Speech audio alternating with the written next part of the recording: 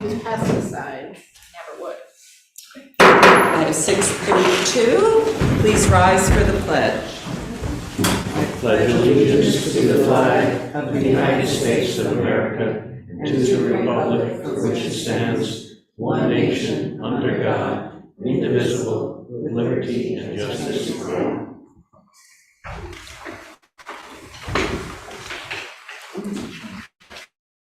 This is the Village Board of Trustees meeting for May 22nd, 2023. Is there any public comment? Hey, Jim, I'll start with you. Okay. Yep, would you please stand and just tell your residents? Sure. Jim Howard, 2 Lake Street, and I'm here with Celia Oxley of 10 Pioneer Street. I'm here to talk about, excuse me, about Willowbrook. And just before I start, I'm well aware of the time invitation there. I'm a co-president of Otsego Lake Association, but I'm not in that capacity. I'm also on the Watershed Supervisory Committee. And with both of those groups, we're working as part of teams to understand the harmful algal outbreaks that we experienced last year. And as everybody in this panel knows, we don't know the cause, and you can't address the issue unless you know the cause. But the good news is there's virtually no pollution in the lake. Through the work of WSC, and by that I mean LCAC, we've had decades of good work with septic systems. And those, I haven't lived here that long, but I've been around for 50 years. We all know that there used to be a lot of camps that had literally direct discharge into the lake. I'll never understand the direct discharge here and the water intake there. But those are gone, and through Al's inspections, the lake is clean. The one problem, real problem that we have is sediment. And as we're going through the 9-element process with New York DEC, we're probably going to list sediment as the pollutant in the lake. Excuse me. And, you know, a prime contributor to settlement is Willowbrook. And I can't remember when the village did that work to clean and straighten the channel. But what you have now is a sluice. It starts on one side of the village, and by the time it hits Lake Street, gathers speed and shoots sediment out into the lake. And Celia has Willowbrook on both sides. She has property on both sides, and she'll mention some specifics. I'm sorry. But what we want to propose is nothing major, but the village could construct some water breaks. I'm not talking about dams, but riprap to slow the speed of the water, to create some small pools, just to break the flow. 2 or 3 riprap, which is areas of big stone across the creek, it would never cause flooding, maybe 18 inches above the creek bed, but just to slow the flow and perhaps precipitate some of the sediment before it reaches the lake. And I think something has to be done. You know, there's numerous aerial photographs, and it is one of the prime contributors to sediment in the lake. Wait just a sec, Cindy. So I agree with you wholeheartedly. You should know that the village is currently undertaking a study on Pioneer Alley, which is one of the contributors of all sorts of stuff to Willowbrook. But we have had the Army Corps out to look at Willowbrook on multiple occasions, and the type of treatment that you are suggesting is not within the Army Corps' guidelines. And that stream is governed by the Army Corps? It is a Class The C. village can't work in it? It's a Class C stream, it's classified, yes. So what do they recommend? I'm gonna yield to Celia. What do they recommend then? Honestly, their recommendation the last time they were out, aside from dealing with the sedimentation within the tunnel that goes under Main Street, is basically to leave it as it is.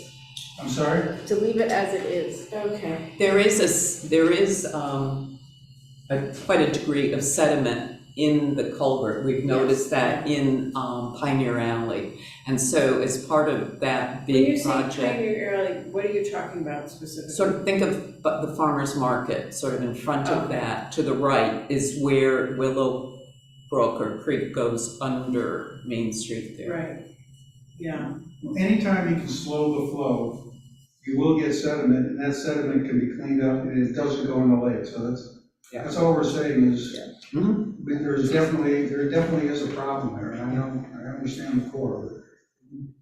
Just a clarifying question, I get the impression that there's sediment that collects from activity by the farmer's market and from the storm drains, but the stream is largely channelized all the way up to Grove Street. It is. Except So that, where is the sediment load coming from? well, probably all the way along the stream, and there's 2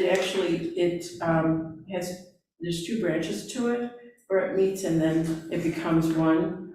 So there's a Mow Pond that's on the map.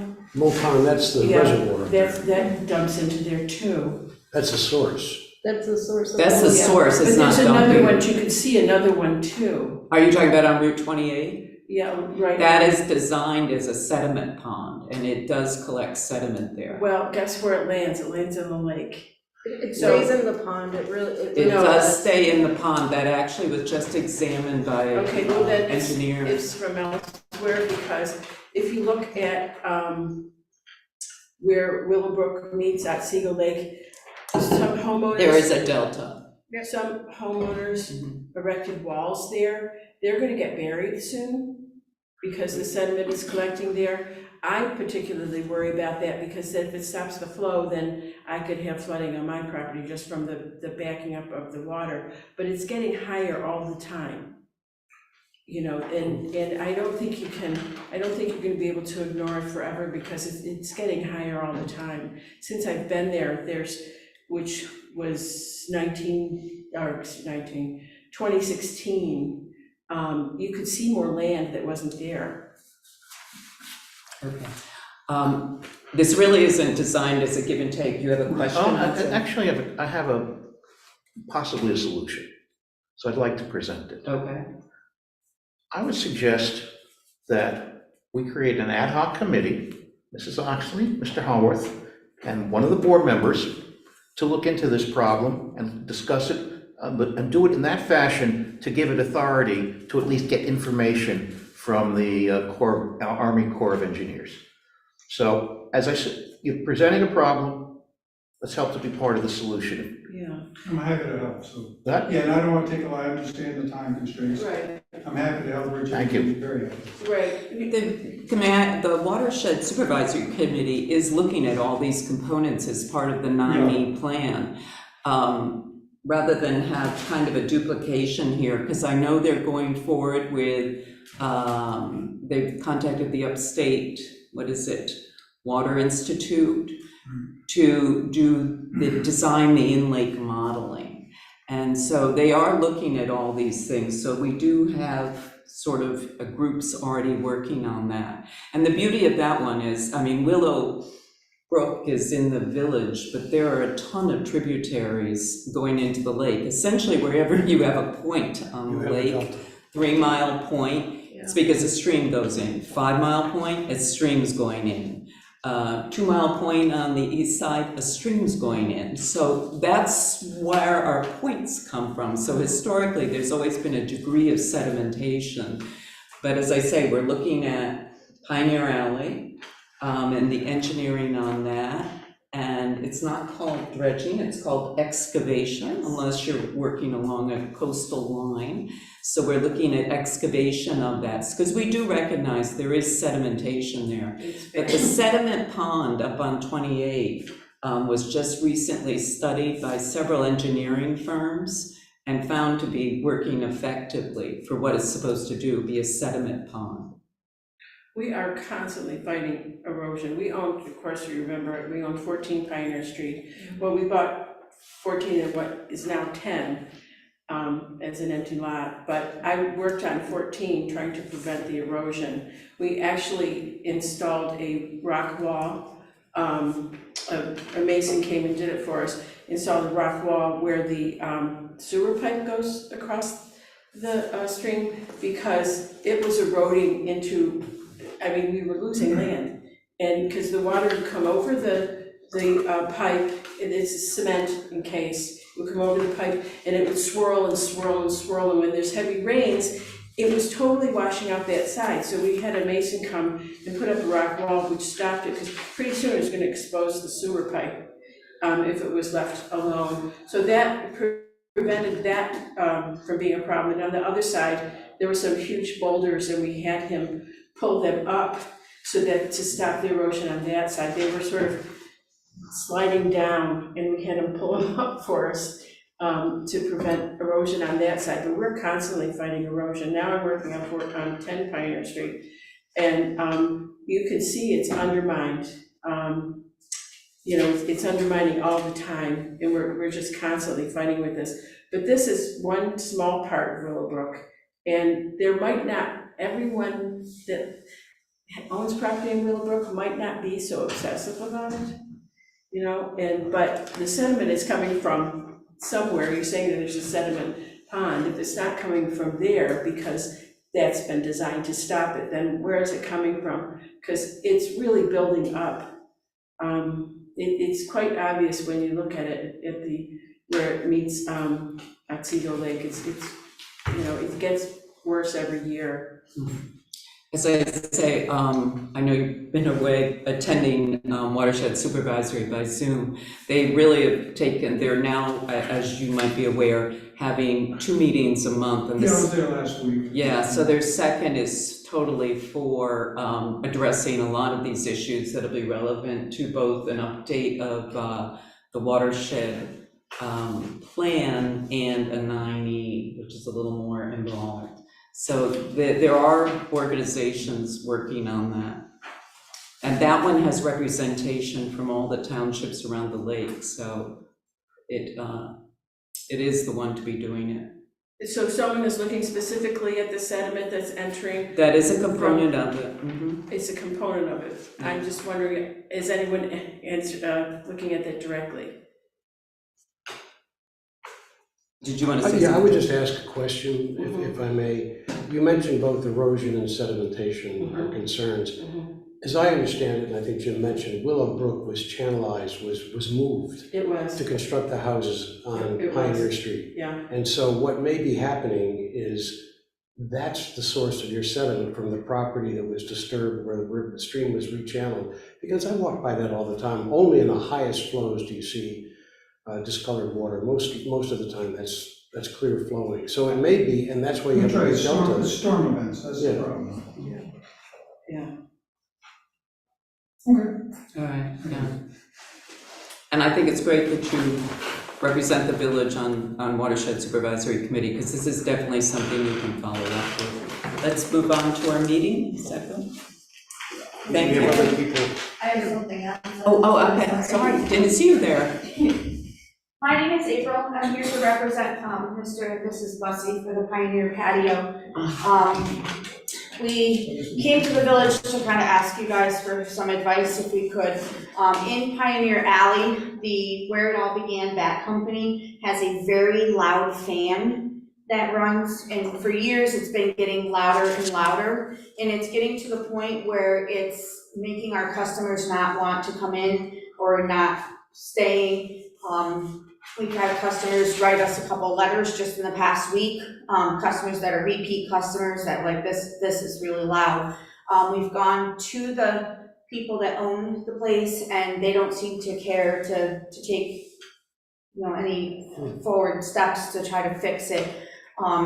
We've spoken to the village police, and apparently they do not have anything to measure the decibels of sound, but it's extremely loud.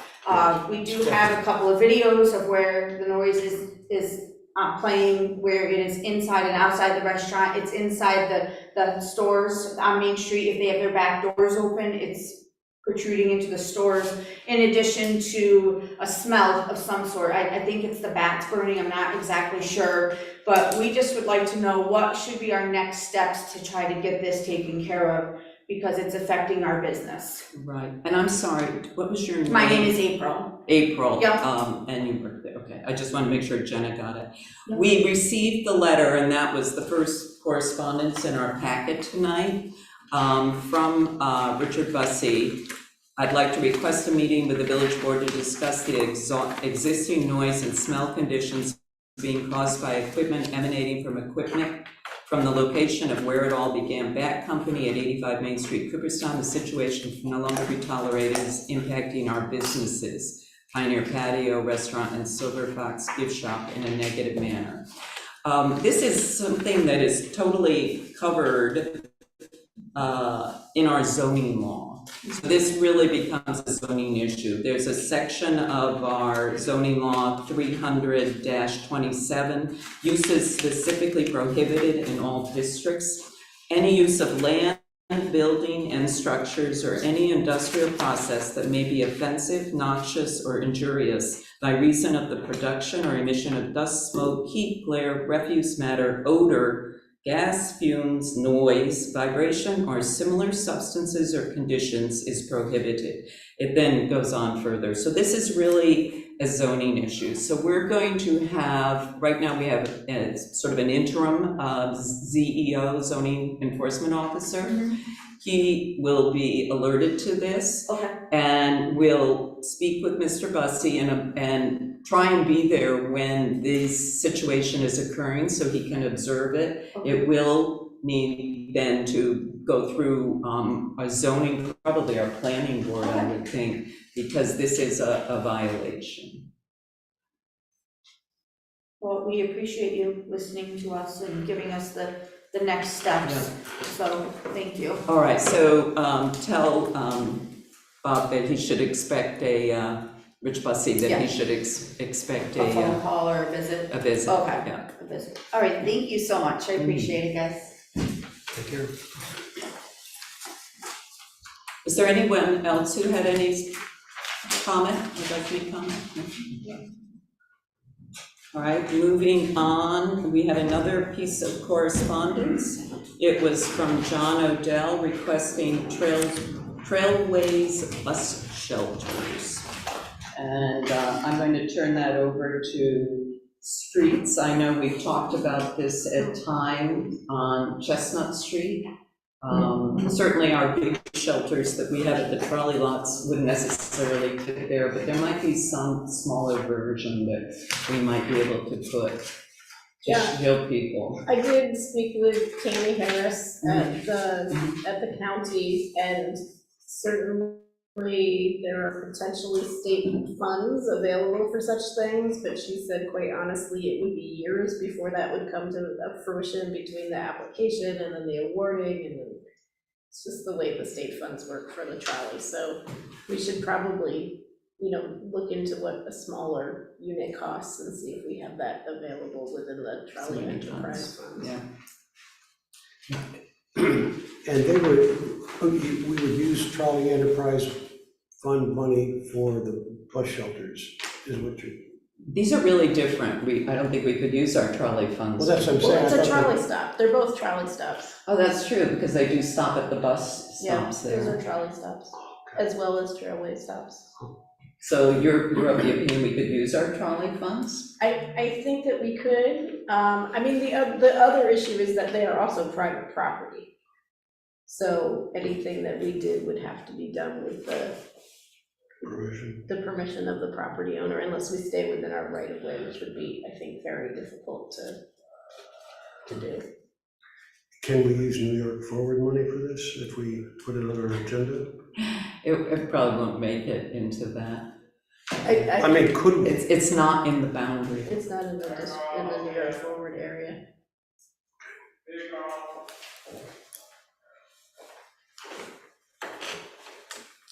All right, so your follow-up on that, Cindy, then? I will, yeah. If anybody sees any that you like on your travels, please send pictures. And it really could be in the village right away, though, to a degree, if we could get it between the curb and the sidewalk, correct? That'd be so close to That would be pretty tight, Yeah. and it wouldn't have much effect. You're talking about 2.5, 3 feet thick. But it's really just a shelter. I have to tell you, they won't be used in the wintertime. You know why? They're all waiting in New York Pizzeria, and a lot of communities that have these trailways bus stops, they are at restaurants and diners Yeah, where people kind of wait inside anyway. I think the other side is more important, and there's also more space there. And the On the other pickup time is much earlier than the pizzeria opens, going on its way to New York. All right. We do have a public hearing today that I'll open at 7 o'clock. We have the review of minutes. I believe, I know several of us sent some corrections and just little typos. Are there any others that might not have been sent to you? Okay, is there a motion to approve the minutes from the April 24th regular meeting? So, By Sydney, second by Hannah, all in favor? And then we have a bunch of permits, so we'll begin with the pride flag raising ceremony. Remember that in 2021, the village board approved as part of their flag policy that the month of June, we will always fly the pride flag. So this is just, I guess, there'll be a group of about 50 people who will be in attendance for that. His request, flag not to be put up until ceremony commences and attendees arrive. Cindy and I were sort of discussing that. It's not like we have a flagpole and you can stand there and raise the flag up. It's literally going up on the front of our building, and it's done via a ladder, and it's not a, what shall I say? as I told Mac today, it's not a very photogenic. It's not a photogenic moment trying to get to install it on the front of Village Hall. And so traditionally, Mitch has it up by like 8 o'clock that morning. And I think I'd probably recommend that that be the way it is, and the ceremony can still take place. It has for the past 2-3 years. 3-4 years that we have done this. So.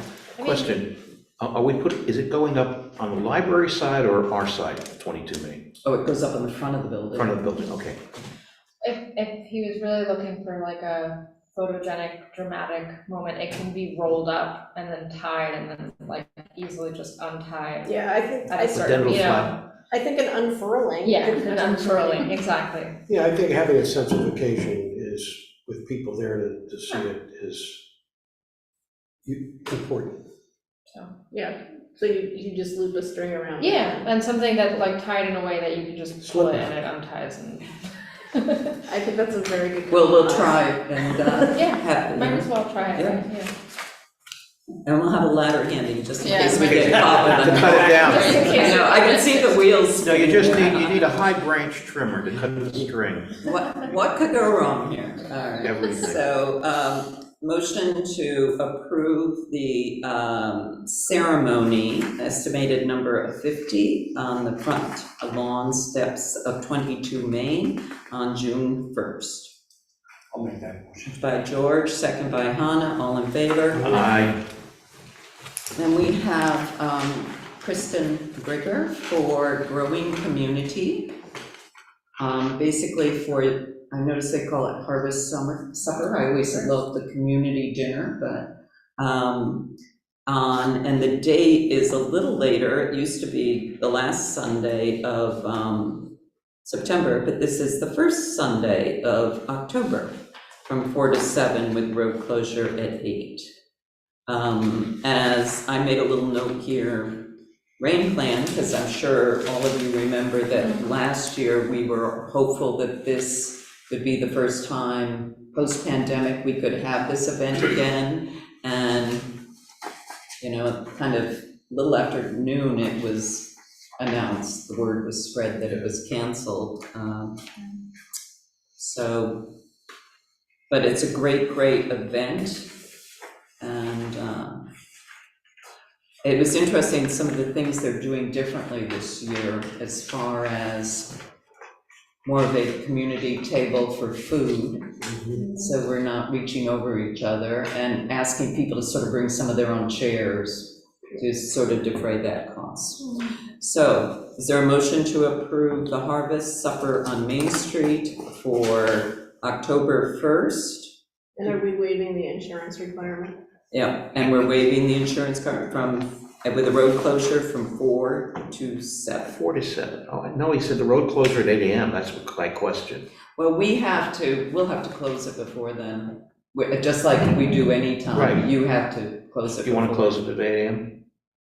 That's what they're asking for. Yeah, well, the activity is 4 to 7. There'll have to be a road closure for that day, and often they do it the night before practically. Sydney, second by Hannah, all in favor?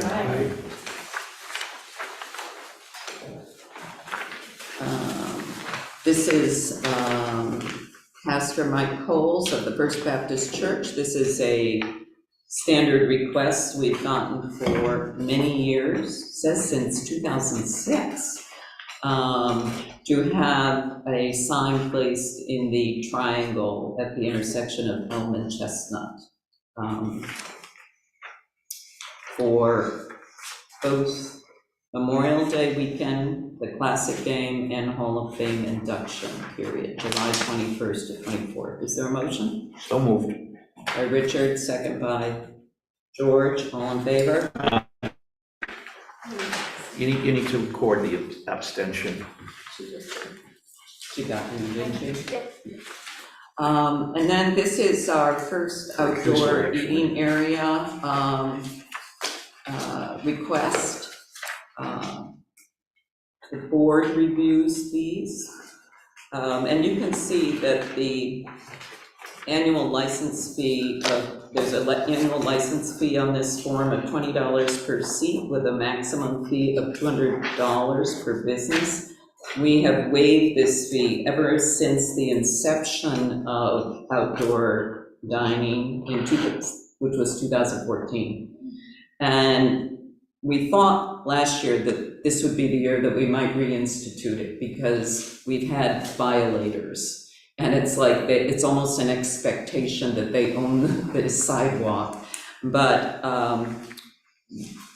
I think this year what's really important is that we review the applications. For instance, this one, the law does not allow tables on the street side of the sidewalk. And it becomes an issue. So we have to make sure they know they cannot put tables there.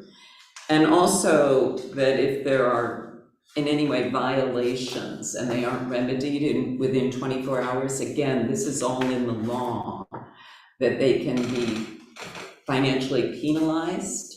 And if it isn't resolved, they lose their license for a 12-month period. And that, again, is all in the law. And so I think it's very important that the businesses that utilize outdoor dining, outdoor eating areas, need to have that information so they can make sure they're being compliant with the law. A copy of it. So, Rick, Joe? I saw Joe go up first. No, go if you have a question. Yeah, I have have a motion.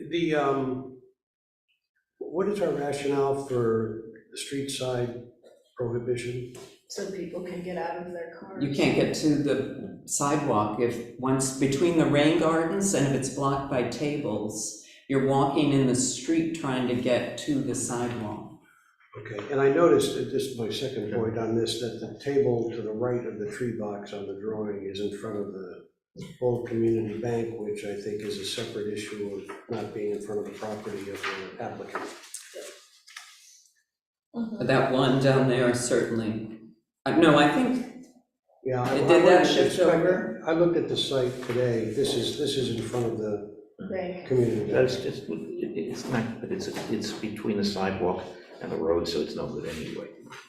I'm gonna make a motion that we approve the 2 tables immediately adjacent to the facade, with the stipulation that A, it is completely in front of Toscana and does not move in front of any other building. Yeah, I was gonna make another point. Are you thinking that entrance is Kate's, is that what you're That's doing? the one that is Kate's. No, the Yeah. entrance there is the entrance of Toscana. It is the entrance to Right, But the Toscana's. table at the lower right. This one is in Yes, front of is Kate's, in yeah. front of Kate's. Yeah, Exactly. but I just Yeah. eliminated that altogether anyway, so, with my motion. And that all individuals receiving a permit receive a copy of the law to make sure that they are fully compliant. I would see if we can accommodate, if he wants to have a different configuration of tables that can fit a third table on his side of this, in front of the building, I have no, I mean, if we're gonna permit the use of the space in front of the restaurant, I just assume have them figure out. The configuration. Yeah, but, Yeah. you know, Which is why, just to let me finish my point, which is why the fee per table doesn't make a lot of sense to me. It's not a fee per table, Oh, I thought that's what you said. no, When it's, it was initially proposed, it was a fee per seat. yeah, it was Per $20 per seat with a maximum fee of $200. So whatever way they wanted to configure it was up to them. my response, the facade, the facing of Toscana is not big enough to accommodate more than 2 tables. It's a very narrow business. You're not gonna get tables in there and have the entrance unblocked. And the entrance has to be clear. 100%, but last year, instead of 3 separate Yeah, tables, yeah. they had a long table, and so they could have fit more than 4 people. Well, that's So fine. we aren't dictating, we're just saying that their tables have to be adjacent to the building. So there's the motion, second by George. All in favor? Aye. So are we doing the fee or not? There is no fee. Oh, They paid the $25, right? Is there? I don't think there's any fees other than the $20 each seat. I thought we always had 25 there. Okay, 25 for the permit application. Okay, is that on there though? Because it's not listed on that permit application, so we have nothing certain. Yeah, it only mentions the license fee, you're correct, Right, but we have the, not had a permit fee for these ones as far as I'm aware of. okay. They should be getting at least the $25 permit fee, as any of our permits would. Okay, I'm not sure I can go back, but I can try. Yeah, well, yeah, just go henceforth, how's that? Got it. So the motion was made and passed. Moving on, we have Cynthia Shepherd, family partner, Opportunities for Otsego Head Start, asking for the use of Badger Park on June 14th from 10 to 2 for a celebration. And they have their certificate of insurance attached. Any questions, concerns? Is there a motion? So moved. By Richard, second by Sydney, all in favor? I just have a question before, it's 45 people, is there parking accommodation there, or do we not care about parking issues associated with these permits? You know, I think with Head Start, they may be, I I wonder think they maybe walk I from think the they walk from the school. walk elementary over. school. Okay. Yeah. I just want to clarify with that, so in this one, are we leaving all fees, so the use fee and the permit fee? Which we did last year, because I think they're not. Okay, so the motion, who made the motion? I did. You amended I'll to amend it waive to the include- $25 I will permit? amend it to waive the permit fee and any other fees. Okay. So, seconded. You did, all, and everyone is in favor? Aye. Thank you. And then on our, we have requests from Tim Benelli for a sidewalk vending season. She had requested that, we previously had set a season for vending. She did not want to just vend during Hall of Fame and Classic, which are the only dates we've set as the board. So she was asking for the sidewalk vending season.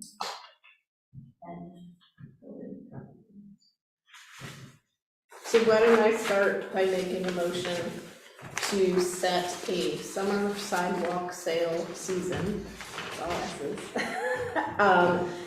commencing the Tuesday following Memorial Day weekend and continuing through Columbus Day weekend, with the exception of the period from July 21st to 24th. July 23rd and 24th. 21st to 24th, that's, I think, if I've done my math right, the Induction. Friday to Monday of induction. Don't we always allow vending on the street during induction Yeah, weekend? but my motion is going to say without a fee. Oh, Oh, God. I'll second that. Okay, all right. So this is, they will pay a fee, and they can have tables out in front of their store all summer to Columbus Day, except for induction weekend. And if they want to do an induction weekend, they have to pay the vending fee. Mhm. I think And we that, aren't, I don't think that'd be as big, obviously, as induction on Savannah Bananas, so that would be included in there too. Did we waive so it now for for now, we'll be happy to businesses get, last be year? lucky to get 500 people. Yes. We did waive the fees last year. But we want to charge businesses for vending in front of their own stores for induction this year? Is that I what- think we always do that. We because always do We that. can't discriminate, so if it's Right. free for one, it has to be free. Free for all. And truly a free for all. Yeah, that would be a disaster. So I guess the question then with my motion is Savannah Banana. And Saturday. I think, there's going to be limited seating is the bottom line, whatever that, it's And not it's an in- induction It's in weekend. September. Yeah. So I do not think they're gonna get as many people as they think. Have they requested any street closure for that? low parking lot closure. Oh, yeah, group sales. All right, so the motion was made, and Joe, you seconded it? Or who seconded it? No, George. Okay, you seconded, George seconded. All in favor? Aye.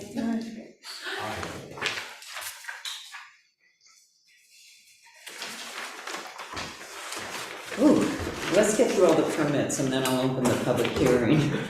We've got a lot. Application to use village property front lawn from the Cooperstown Community Band for a 1-hour concert on July 21 from 7 PM to 8 PM. Is there a motion to approve that? So moved. Second.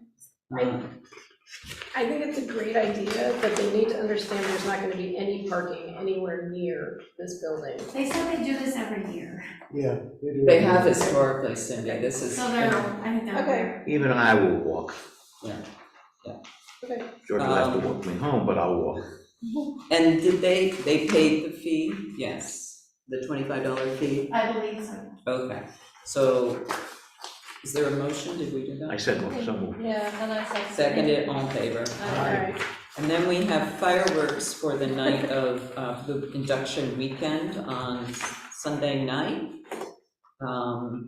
using Berry Springs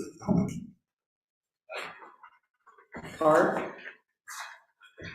And they've got 3:30 there to midnight, but I think it's important that on this approved permit request, they know that, the use of the park will continue until dusk. Yeah, they know that every year that this, Okay. they say the same thing. All right, so is there a motion to approve the fireworks? By George, second by Joe, all in favor? Aye. And now we have a request from Pastor Jack Kloshak from Community Bible Chapel to use Doubleday Field for community worship service, date to be determined. So it's just one, Yeah, Jen? just one service, he's working with Marcia on open dates, like Sundays, so he hasn't determined which date he wants. So We weren't sure which form he should fill out or what type of use this really is. the dates on, that Marcia provided begin in July, by which time the third base facility should be complete.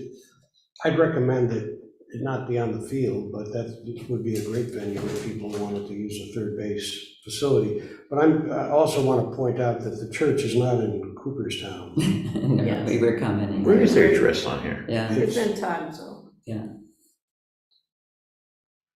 I feel if someone's using Doubleday Field, that they should pay the slot fee. Mhm. I'm willing to waive the use fee, but I think this is a rentable, and there are other places where this could take place, Lakefront Park. like Lakefront Park, that would be very nice and very Mhm. $25. Right, I think given our investment in that facility, we have to show that it's financially productive. Well, he's gonna wanna have wherever he's presenting on the field, because that's gonna, you can't present in the stands to the people in the stands. It's just not good line of sight, people aren't gonna get around it.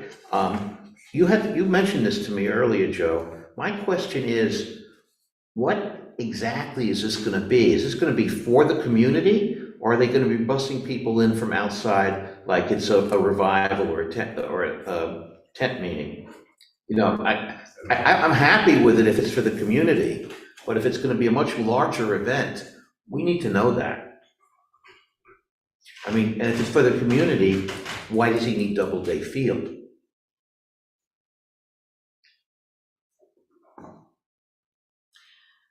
We've essentially, we've got another month here. I think that we should, the trustees have indicated the lack of desire to waive the fees. So there would be fees incurred if Doubleday were used, but that they could consider Lakefront Park. And this group has also done the projects at Ferry Spring Park, so they could consider one of our parks, and you know, we might consider reducing the fee there. So I would go have that communication with Pastor Clochon. How about one of my questions? you Or know, which were, well, and how many, he would anticipate. How many people? Yeah. I mean, we do approve weddings, so I'm just assuming like, you can't really discriminate allowing this to happen and he's gonna pay the $500. So I feel like if he's willing to pay the $500 to have a church service there, we can't state like how many. Oh, no, if he's willing to pay, but the weddings rent the field for the Right, so day. but I'm saying if he's willing to rent the field, then we can just approve that. Yeah, if he wants to pay the $500. fee and have it at Doubleday, he certainly can. Okay, But I see that he was asking for yes. us to waive the fees, and so there would not be. So, no, he certainly could have that. But I can ask him how many he anticipates. Yeah. No, the reason I'm interested in is, for example, it's years ago now, but what was the name of the group further? The Grateful Dead band that came, we had to plan for that, we had to have law enforcement available. If there's a large number of people, we have to make some adjustments, even if it's only to have traffic police. I was gonna say, traffic may be an issue. I'm learning from you, George. Wouldn't the My permit request all of this information anyway, though? Like, he hasn't submitted an official Request. use. My guess is it's like 50 people. Yeah. Yeah, and my guess also is if there's a fee that is less than what is proposed for Doubleday Field, that might also be, because he said in his email, he's interested in having it somewhere in town. He proposed the outfield, but Yeah, I can definitely encourage the park, so yeah. Is Council Rock Park available for such a gathering? It's not, it doesn't involve structure, it's just a beautiful site. It is? Yeah. Well, there certainly have been weddings at Council Rock where people get married on the platform and people sit on the stairs and all. So you got a natural amphitheater there. it is just challenging to get down. Yeah, so you can mention. Yeah, I'll that mention too. it. Yeah. All right, so moving on, we do have a couple more. We have the application to use village property streets. This is for the Memorial Day Parade from, The addendums. I'm sorry? No, I didn't ask Cindy Oh, where they were. okay. On Monday, May 29th, from 9:30 to 12. So motion to approve that Are you saying? by Joe, second by Sydney, all in favor? Uh, All right, and we'll cover the other two things really under finance on that agenda. And at this point in time, I will open the public hearing for Proposed local law number 2 of 2023, amend local law number 4 of 2017 and vehicle and traffic regulations section 240-13 for Fish Road parking regulations to limit boat trailer parking. And you have separately the wording for that. Essentially, much of what you have on there is currently in the law, except the two things that change are from the Saturday of Memorial Day weekend through the Monday of Labor Day, and previously it was Columbus Day. And then that later sentence, from the Saturday of Memorial Day weekend through Labor Day, boat trailer parking is only permitted in the northernmost 8 spaces on the east side of Fish Road. Correct? Those were the only 2 changes, just so everyone knows. Doesn't appear that anyone is here to comment on that.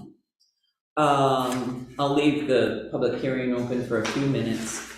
I was discussing this with Cindy because I actually had done the 2017 law, which extended it to Columbus Day. Thank you. And I was intrigued that it went back to Labor Day, and I understand, because you're thinking, well, people have sort of left and it's, maybe there's a little less reduced boat activity, whatever. The primary reason we had to institute that law was there was 0 parking for boaters, kayakers, or anything on Fish Road because it was used by adjacent businesses, nearby businesses for all-day employee parking. So we put the 2-hour in. My concern is that if you cut that off on Labor Day, not only do we have to buy all new signage, but I think you're going to start seeing, as Cindy pointed out, there are certain interns associated with the hall that would have no longer be there, but they were also parking there a lot, hall parking. It really gets used by a lot more people. So I would just have us think about how we want to, because it becomes very hard to enforce. It Right. becomes an all-day parking lot. So the only thing to think about also is just, I don't think that boat trailer parking should be limited past Labor Day, because before Memorial Day and after Labor Day are the 2 bigger seasons for like fishing tournaments, Right. fishing. That's really when, like, if you're an avid fisherman person, saying fisher person because Angler. I also Angler like is the fishing term. and I'm not a man. But those are really the times that you want to use those spaces. But I'm wondering if it would be confusing to have 2 different limitations in one law. Do you know what I'm saying? Like if we're saying that, 9 to 6 from Saturday Memorial Day through Monday of Columbus Day, but then again, it'll say from Saturday Memorial Day through Labor Day, boat trailer parking is only permitted in these spaces. I just don't know if that's gonna be too many stipulations in one. Do I understand that you were proposing that everything goes from Memorial Day to Columbus Day? If that's the way the current law reads. But you're proposing having 2 different dates, the first one being Columbus and the second one being Labor. Correct, I am. So, because if this is adopted this way and it's Labor Day, after Labor Day, it's no longer 2-hour parking. It becomes an all-day parking lot. Overnight, it becomes. Oh, you're advocating it become an all-day parking lot then? By eliminating the 2-hour parking after Labor Day? That's what this law is doing. Okay, fine. And I say, I'd like us to think about the issues that could occur and why staying till Columbus Day could be beneficial. Well, if one of the main concerns, because I've been around for when this was a different sort of parking situation, but if one of the main concerns is that there are a lot of interns at the Hall of Fame, past Labor Day, if they're summer interns, they're back to school, right? There's not, But it's not just them, Yeah. it's adjacent businesses and employees and, Right, so, It's like all Main Street businesses. I mean, I would be happy to have it two different, I'm just, I think the restriction should be till Columbus Day. That season is important. The summer does not end until the end of September, actually. It's good weather it's excellent weather for boating. right, but the trailer parking, you are also asking to extend? Yeah, I mean, Columbus Day? because we're gonna I have. wasn't on that one. There's no way I for don't think To that, get back to no. the lot, Yeah. Yeah. no trolley. Oh, I'm seeing what you're Yeah. saying. Yeah. Yeah, Okay. yeah. No, That's I'm why fine that with one was only to Labor Day. I have a question. I'm flashing back to when we were making our mask policy for Main Street, and we discussed we could just not enforce it. Could that, to make things simple with the signage, can we have that language and just not enforce?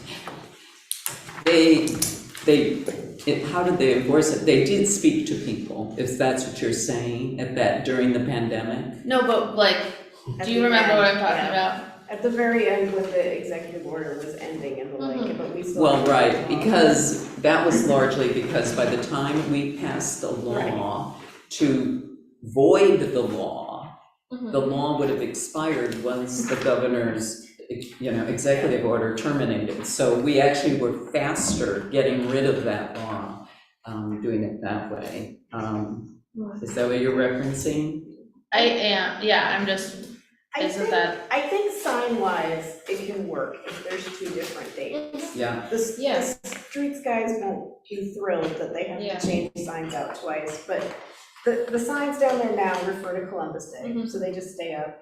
And then the no trailer parking ones go up Memorial Day weekend. right, And they won't be up this weekend, because we haven't ordered the signs Right, yet, right, because right. we didn't know how this was gonna go. yeah, And then they stay up to Labor Day, and then they just need to be taken down. I think that's so fine. it's just an additional sign? Yeah. Okay.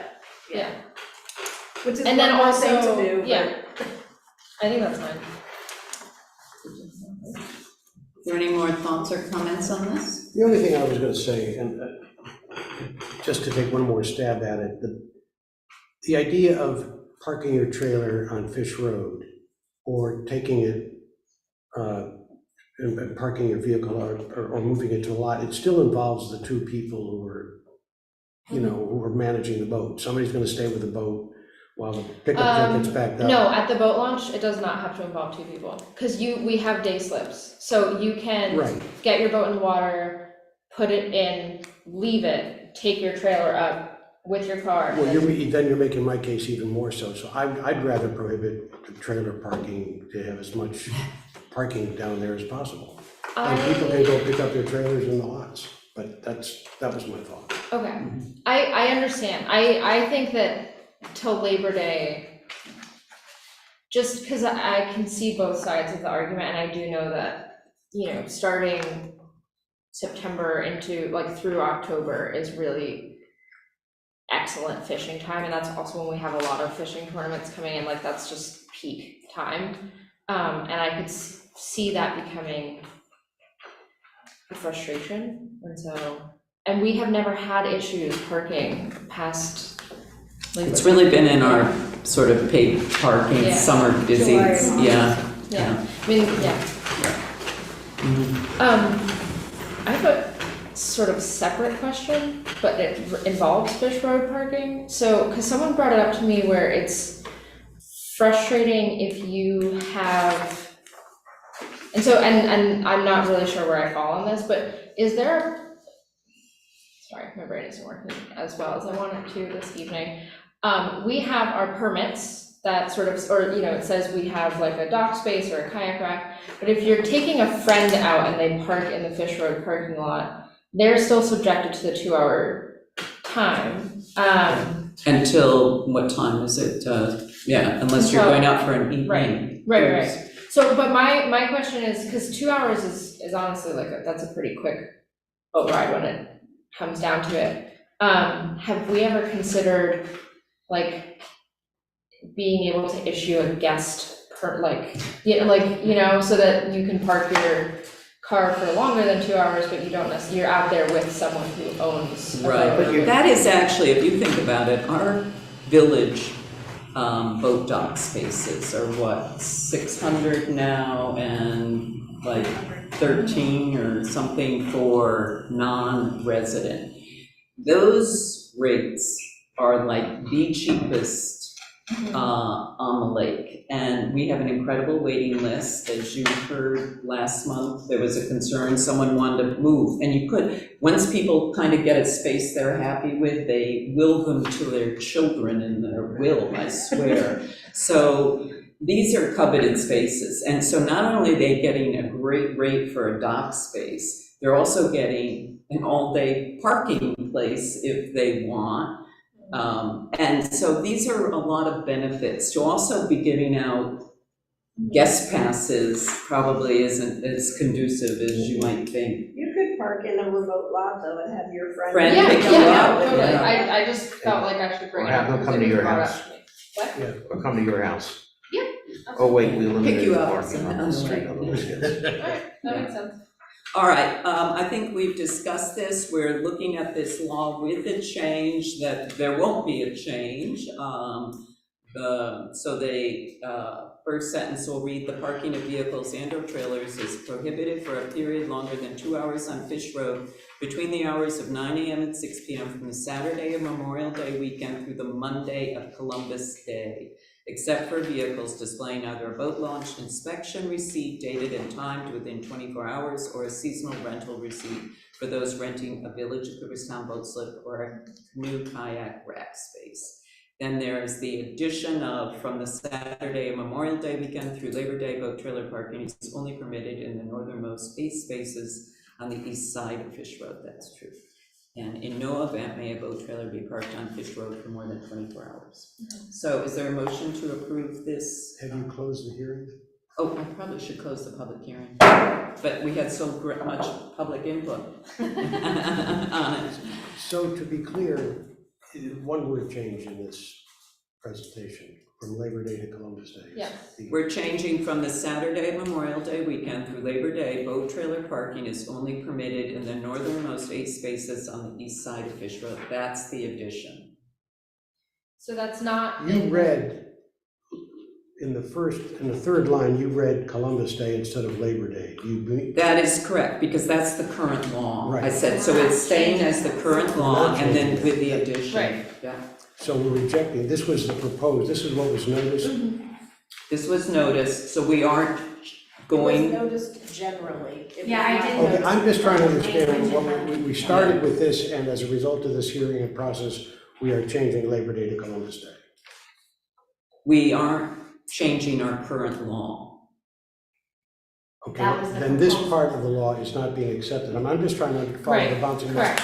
Is So- not this this is not what was, There, yeah, so there The were topic two of the proposed changes. The first was Labor Day, and the second was the trailer parking. So the first one is rejected, rejected? and the second one is what we're going with. Okay. Is the only. So that one sentence is Yeah. added. We aren't changing the law as it is currently on the books. We are adding one sentence from the Saturday of Memorial Day weekend through Labor Day, boat trailer parking is only permitted in the northernmost 8 spaces on the east side of Fish Road. That is the addition to the law. All right, so it's moved by Sydney, second by Hannah, all in favor? Aye.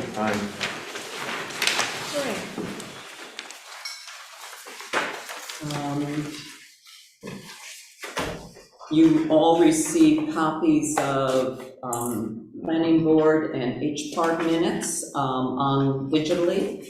And the CEO report is included in your packet. And there is a proposed change to our transient rental language, section 300.17B5. And it's basically a change in a definition, the definition of incidental use. Short-term rentals shall be incidental to residential use in residential districts. That's the way our current law reads. And what kind of use is incidental was a little confusing, we realized, at a earlier public hearing in the year. So incidental use will be changed to, in residential districts on any parcel, short-term rental use shall be incidental to residential use. And if this is approved as is, we would set a public hearing for our June meeting to amend that section of the law. June 26th, June 21st. 22nd. Oh, I'm sorry. An explanation of the difference that people think they're accomplishing with this? So this was a suggestion that was brought to the board by members of the public, maybe 3 months ago now. And as those individuals read the current law, that sentence could be construed to mean that within the entire residential district, that short-term rental use had to be incidental to residential use. What they wanted clarified is that that was intended to mean on any given parcel that short-term rental use had to be incidental to residential use. This is very clumsy, probably needs a complete rewording, but I think you need to, on that parcel, or of that parcel. I mean, you're trying to say that residential use of this parcel can have a short-term rental that's only incidental to Their residential use use on that parcel. on that parcel. So I see what the goal was, but I didn't see the outcome being achieved by this language. If others do. This was the language that the planning board approved, Well, we don't have to use their language. but we should send it back to them. Yeah, we'll have to send it back if we change it.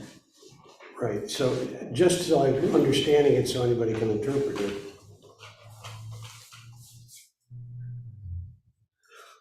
It's very clumsy.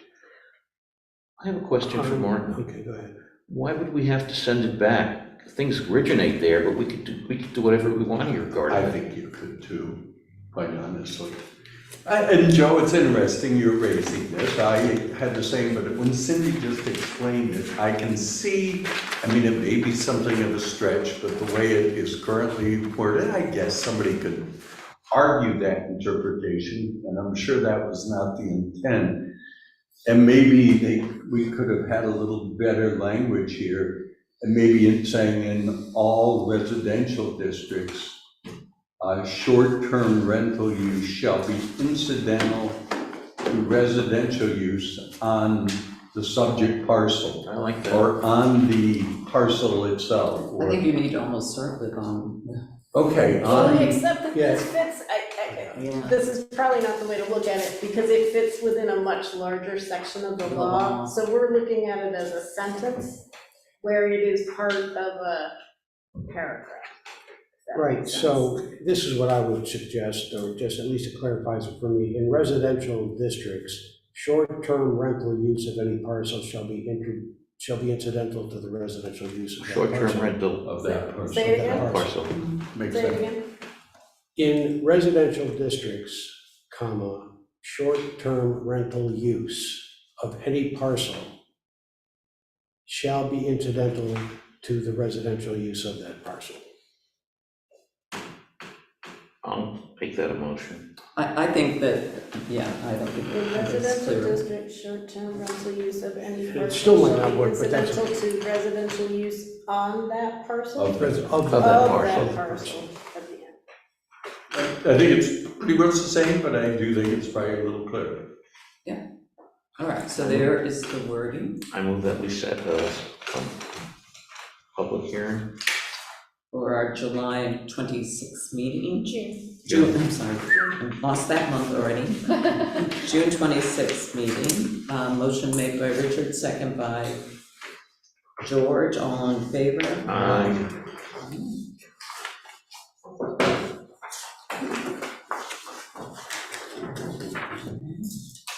Motion to accept the CEO report by Cindy, second by Hannah, all in favor? Aye. Moving on, we're at Public Safety, Police Committee. All right.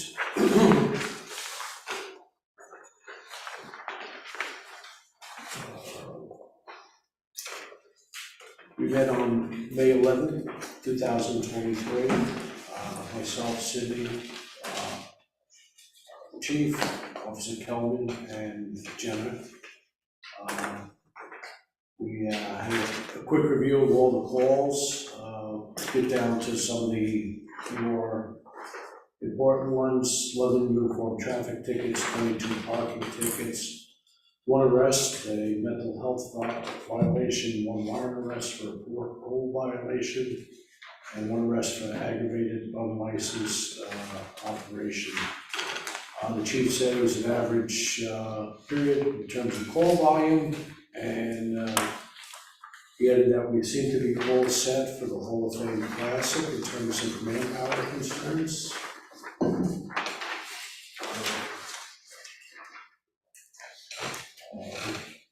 There was an incident where the front door of the dry cleaners in Upper Bay Plaza was damaged. Not sure whether it was an attempt to break in or just inadvertent damage, criminal mischief. Okay, that was one item we spoke about.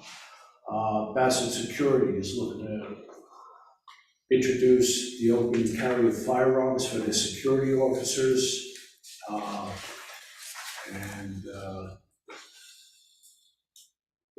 Harold Southworth states that having the armed security will be a deterrent there for crime. So we'll take that. When you want to switch over? Also with the hospital, they had a tabletop active shooter drill and hope to have a full-blown active shooter training this fall. Training has been completed by Officer Kelvin.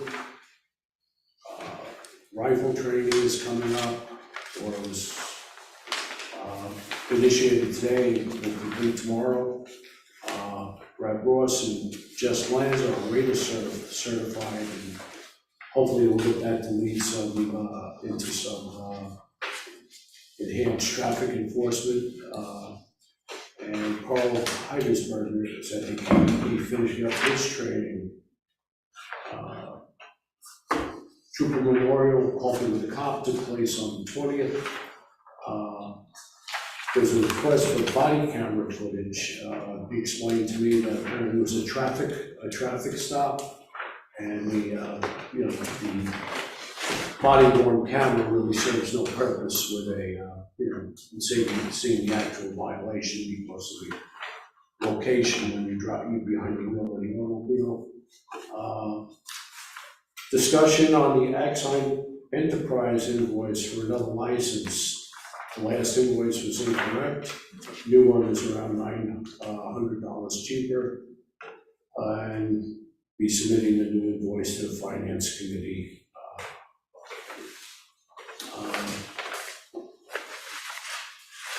We did meet with the chief at the Oneonta Police Headquarters there. We took a look at their street camera system.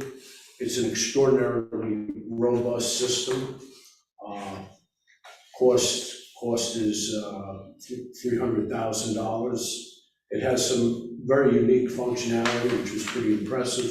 It has the ability actually to take a snapshot of a violator's vehicle, and the system, the next cameras, can actually search for a similar type vehicle. So let's say it's a red SUV. The camera system can say, okay, fine, now it's 600 feet down the road, and it's approaching the third camera. It was pretty robust. And the other thing that I thought was really good is it can actually take a snapshot of an incident and transmit that image to the mobile data computer in each of the police cars. So it was pretty, but again, the cost is significantly more than what we've been discussing here in the village.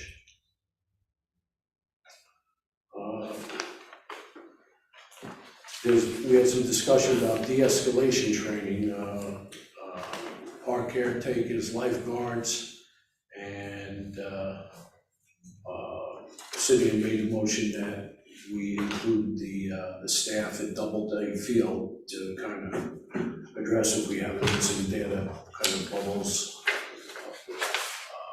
up.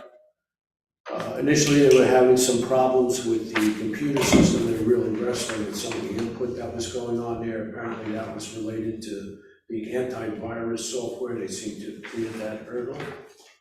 And I also mentioned that, I look at their Facebook page, and it doesn't appear like they're doing a lot of work to keep that up to date. So I asked that perhaps they can stay on top of that so that people who might be interested in police activity, police events and the like will have a ready doorway into that type of information. And, one of the things, I was actually out to a breakfast with Kathy, and one of our friends stopped by, and she's an employee over at the Hall of Fame, and we got talking about security with the building itself there. And it's kind of remarkable if you've been into other museums, venues like that, how there's almost no limit on public access into that building, and perhaps that might be something that discussion might, in terms of where we are, with all sorts of different things going on all over the place, that, they may be interested in having some discussion about restricting access in some way, shape, or form to limit the possibility of an intruder with ill intent actually getting into the building there, so. Okay. The last item, I'm sorry, was we interviewed Victoria Beagle as a candidate for the parking enforcement officer. I have copies of her resume. She was quiet, but she, very impressive. She wants to make law enforcement her life career, and her resume is fairly extraordinary. I don't know if people have copies of that, but if you don't mind, passing around a copy of the resume there.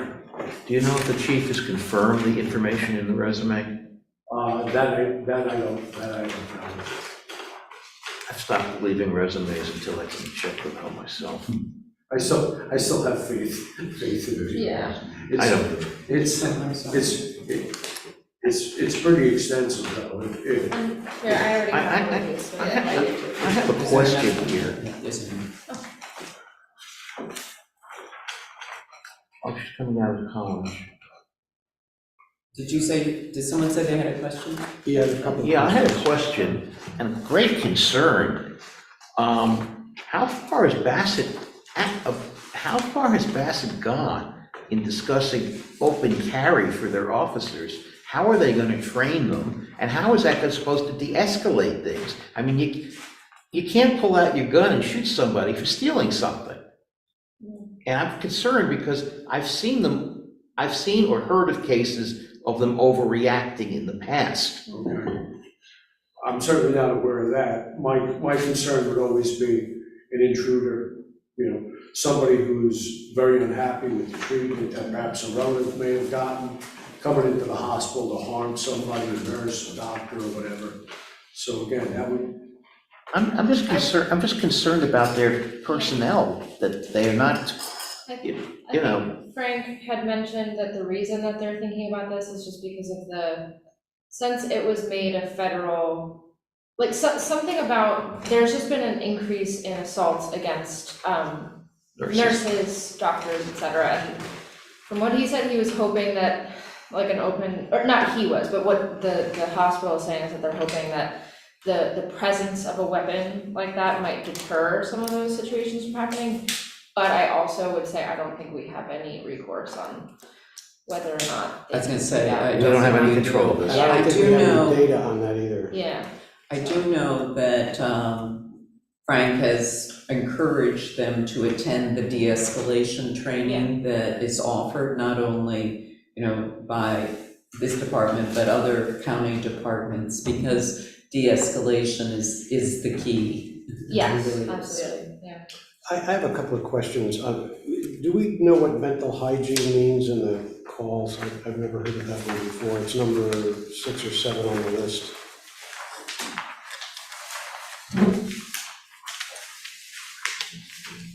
What did you say it was? Mental hygiene. Oh, it's a, I think it relates to the mental hygiene law, I'm not entirely It's- sure, but.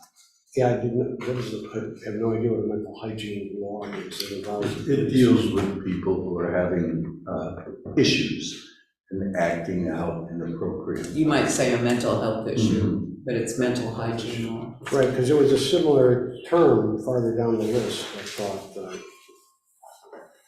There's a, where the heck was it? Well, there's an arrest for mental health. Right, they arrested him based on that call, so that's why it's Okay. listed twice. Okay, I see, thank you. And the other item on the list I had was firearm surrender. What's that? Somebody didn't want a gun, but wasn't it a BB gun? It wasn't a real, yeah, it was a Yeah, or like BB a gun. cap gun, they just. Yeah, it turned out to not be a It was a real gun. family that did not want their 85-year-old plus grandfather to have a gun anymore. Okay, and so what is our policy once we get those guns? I hope it's. They get destroyed. Yeah, they're destroyed. We destroy. Yeah, yeah. No, I think Sheriff's Department does the destruction. They have a process of surrender to the Sheriff's Department.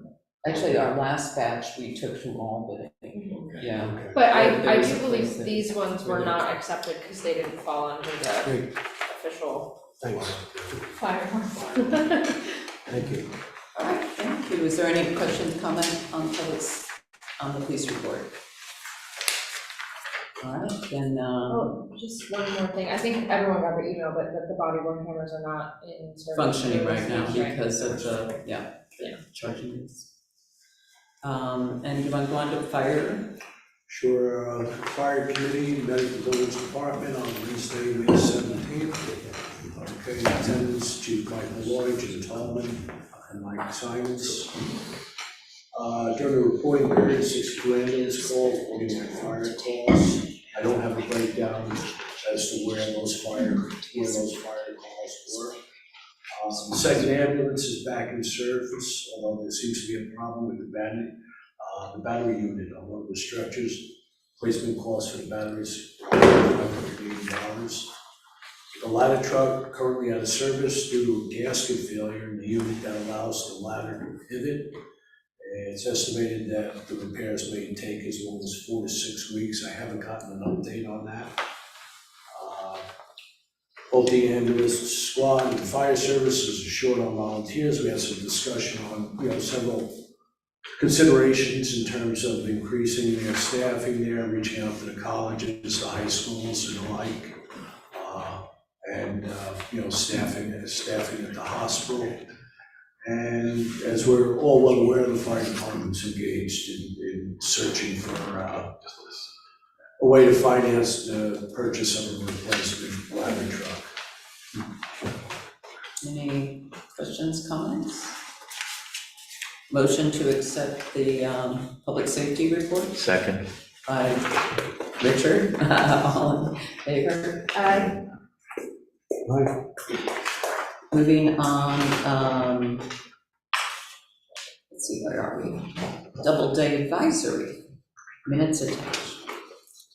I think probably the only, or biggest point of discussion is the turf phase. I saw the email that Joe sent earlier. I don't know if there's more discussion on thoughts about Go that. for it. If I just can help illuminate what I was trying to convey in the email.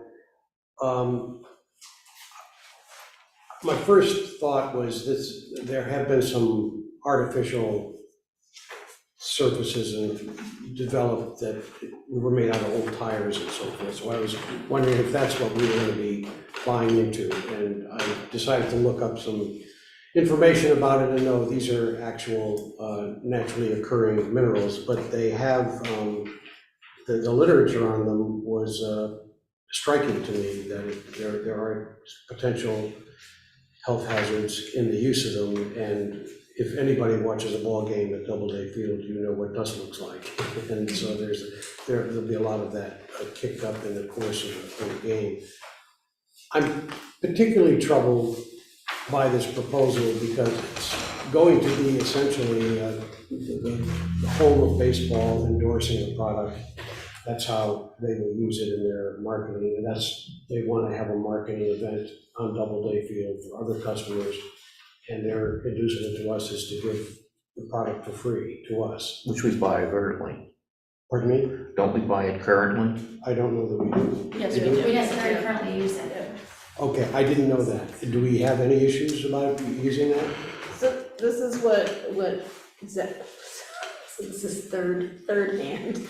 So Zach told Mitch, who texted me, that it's basically dried up pieces of clay that we put on the wet spots, and that their issues are occurring when there's too much that's put down, that's the dust that you see, and that the demonstration will better enable placing this correctly to avoid dust.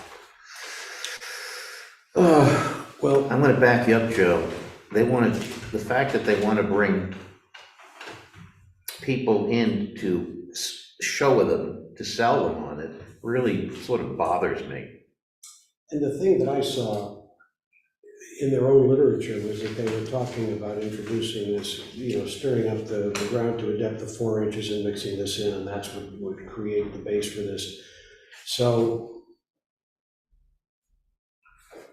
if we use it already, that's one thing. I'm still startled by what the literature says about the material, for what that's worth, because there was some toxicity associated with it. Well, it also says with extended exposure, but I actually think we need to consider having Zach wear an N95 face mask if he's exposed to this What is the stuff. composition of this?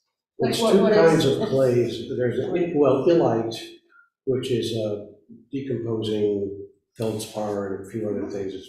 I typed in some of the material there, and the other component is silica clay. So, yeah, I'm just thinking, it seems like if it's demonstrated how it would be used, then there would maybe be less issues and less dust, but those are also two particles that if you work with, like if you work in a ceramic studio. Darn tootin', I looked at Yeah. it, that's where they were. They Yeah. had repeated warnings about how to comport yourself if you're a ceramicist Right, with this stuff. yeah, As I said, So in my mind, this is a benefit because they're showing us how to do it correctly versus if there's extreme dust clouds right now, maybe that means it's just being put on the surface and not being mixed in the 4 inches. I'm making assumptions here, Right. sorry, but. Well, so my last thought on this is, they want to use Doubleday Field as a marketing vehicle, for sure. And if we use it and we want to ask them what the proper application of it, they can send over their employee and they can show us about, standard practices. But I'm a little reluctant to be the advertiser for this product. and again, I'm gonna bring up what I said before that I didn't get any response to. We know that this product with long-term exposure can cause respiratory disease. Should we not have our employee, the one person who is there long-term all the time, have to wear an N95 respirator? I don't want to come down the road 20 years and say, gee, he's got asbestosis or something like that. It wouldn't be asbestosis, but it would be silicosis. And, that would be a very liable, situation for the village, not now, but in the future. yeah, I mean, maybe it's not forcing him to wear a mask, but making him aware of the potential, because I work with ceramics, a lot of, like, we're working in a lot of this dust all the time. A lot of my colleagues are in the ceramic studio every day, because it's what they do. And we obviously take proper ventilation things, but no one's wearing a mask working with working in a ceramic Make my studio, point so. twice, I'll drop it. So, Is there a response to how Yeah. long? Mitch says that as long as he can remember, so presumably decades, we've been using this product on the field. decades we've been using it on the field, so it's not. Okay, so the real issue This is, isn't something new, I will point out. We got a very, and I'm not gonna be able to name the equipment exactly, but there was some tractor component that we got from John Deere at basically free, because they could then say it was used at Doubleday. Our scoreboard, you'll note, has the name CVS on it, because they paid to sponsor the scoreboard. You'll find plaques on the 1939 grandstand that say the irrigation system was installed by Rainbird. It is a way that we get, it's a trade-off, because right now I have to tell you that place is copyrighted, but you'll still find people trying to violate our copyright. At least for this, we're getting payment and recognition of the field and support our Doubleday costs of that field. Well, So, sorry, I didn't mean to interrupt. go ahead. Is this fair consideration? That's the question. I guess I'm not sure of the cost. I don't know the cost either. Well, and it's something I would ask us to consider. We're very scrupulous about our monies. We've got an expensive field, and if it's worth something to them, I just want to know what it's worth to us before we make a decision I don't, to I go never, ahead with it. I'm sorry to interrupt you, but I never got in writing this proposal, and I'm wondering if I was dropped off of it. Did we get one in writing? We haven't. I know there was a verbal conversation that the worth of this was $10,000 to $15,000, and we had requested a written proposal from the company, which I'm not sure that I ever I saw. think that's a significant benefit. Yeah, it is if it's true. Yeah. Yeah. Yeah. Good question. we also need to point out to them, though, they cannot use the name Doubleday Field in their advertising without paying a fee. Even on top of that, I mean, CVS can't go back because they paid for the scoreboard and said official drugstore of Doubleday Field or anything like that. They can't use us in their advertising. Well, yeah, I mean, I agree, but as I requested last month, we still have seen nothing in writing. Okay, So this, to me, is, I feel like we should have Okay, seen so we something can't in writing approve by anything. now. Are you texting with Mitch? Do you know if he has? He doesn't seem to, he said he said he thinks 10 to 15 is what is in the budget. Oh, as opposed to what? But I guess my big question is, were they planning on like using the field to film something or make an actual advertisement? Because it sounds like maybe that's. Or are they just bringing a couple? Yeah, or are they just. Lions to look Right. at? And were they doing one application, which couldn't be 10 to 15,000?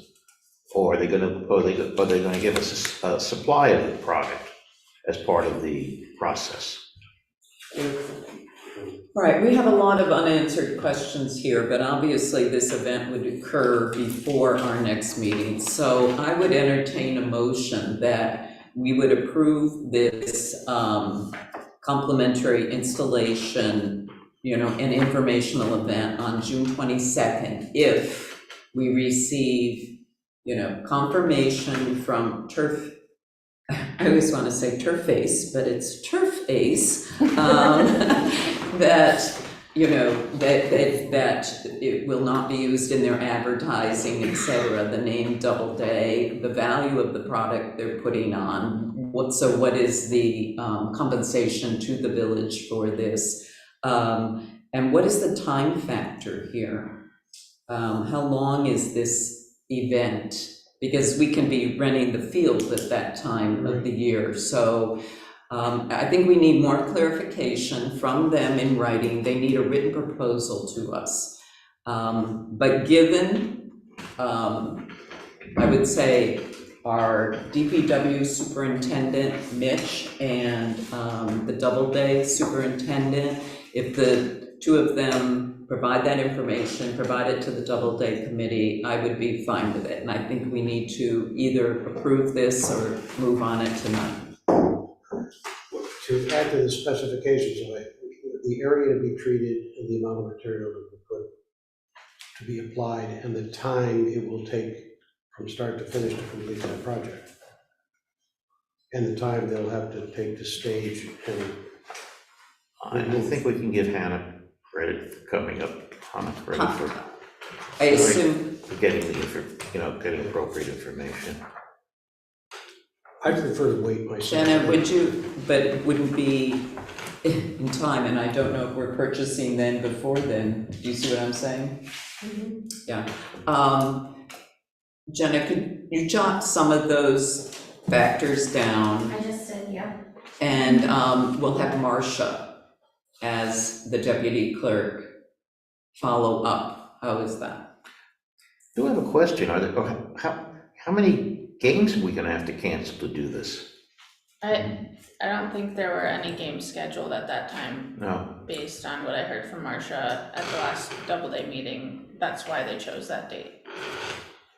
Let's have Marcia follow up with responses to those questions, but given that and having that submitted back to the board, I would like to at least get what can I call it, conditional approval for the June 22nd application of field conditioner by Turf Ace. So I do have an accurate number now. Our budget that we just got has 3,000, so that is. Three? So that's significantly less than Okay. what we had said earlier.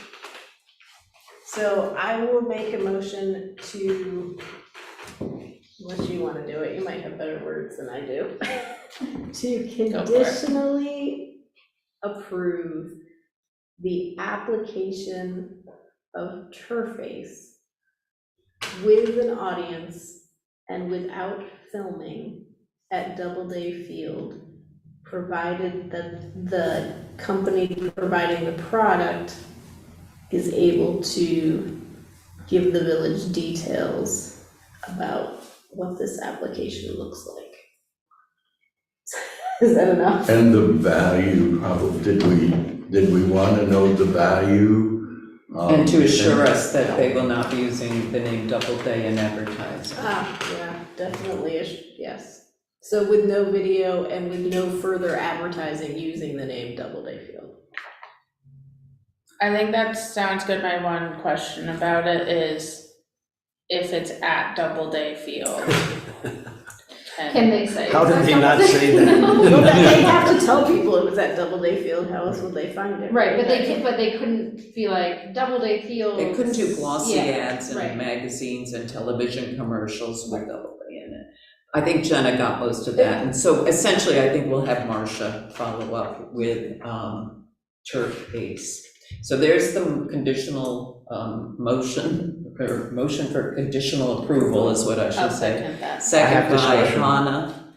Discussion. Discussion. I will be voting no on this. I would Is that a say, discussion or is that a statement? That's part of the discussion. well, the reason. I'll give an argument for it if you prefer. Well, we can discuss, we can give a discussion for it, I'd be happy to hear what you want to discuss. I would say for my part that there are too many known unknowns for this to be an intelligent proposal for us to evaluate and approve.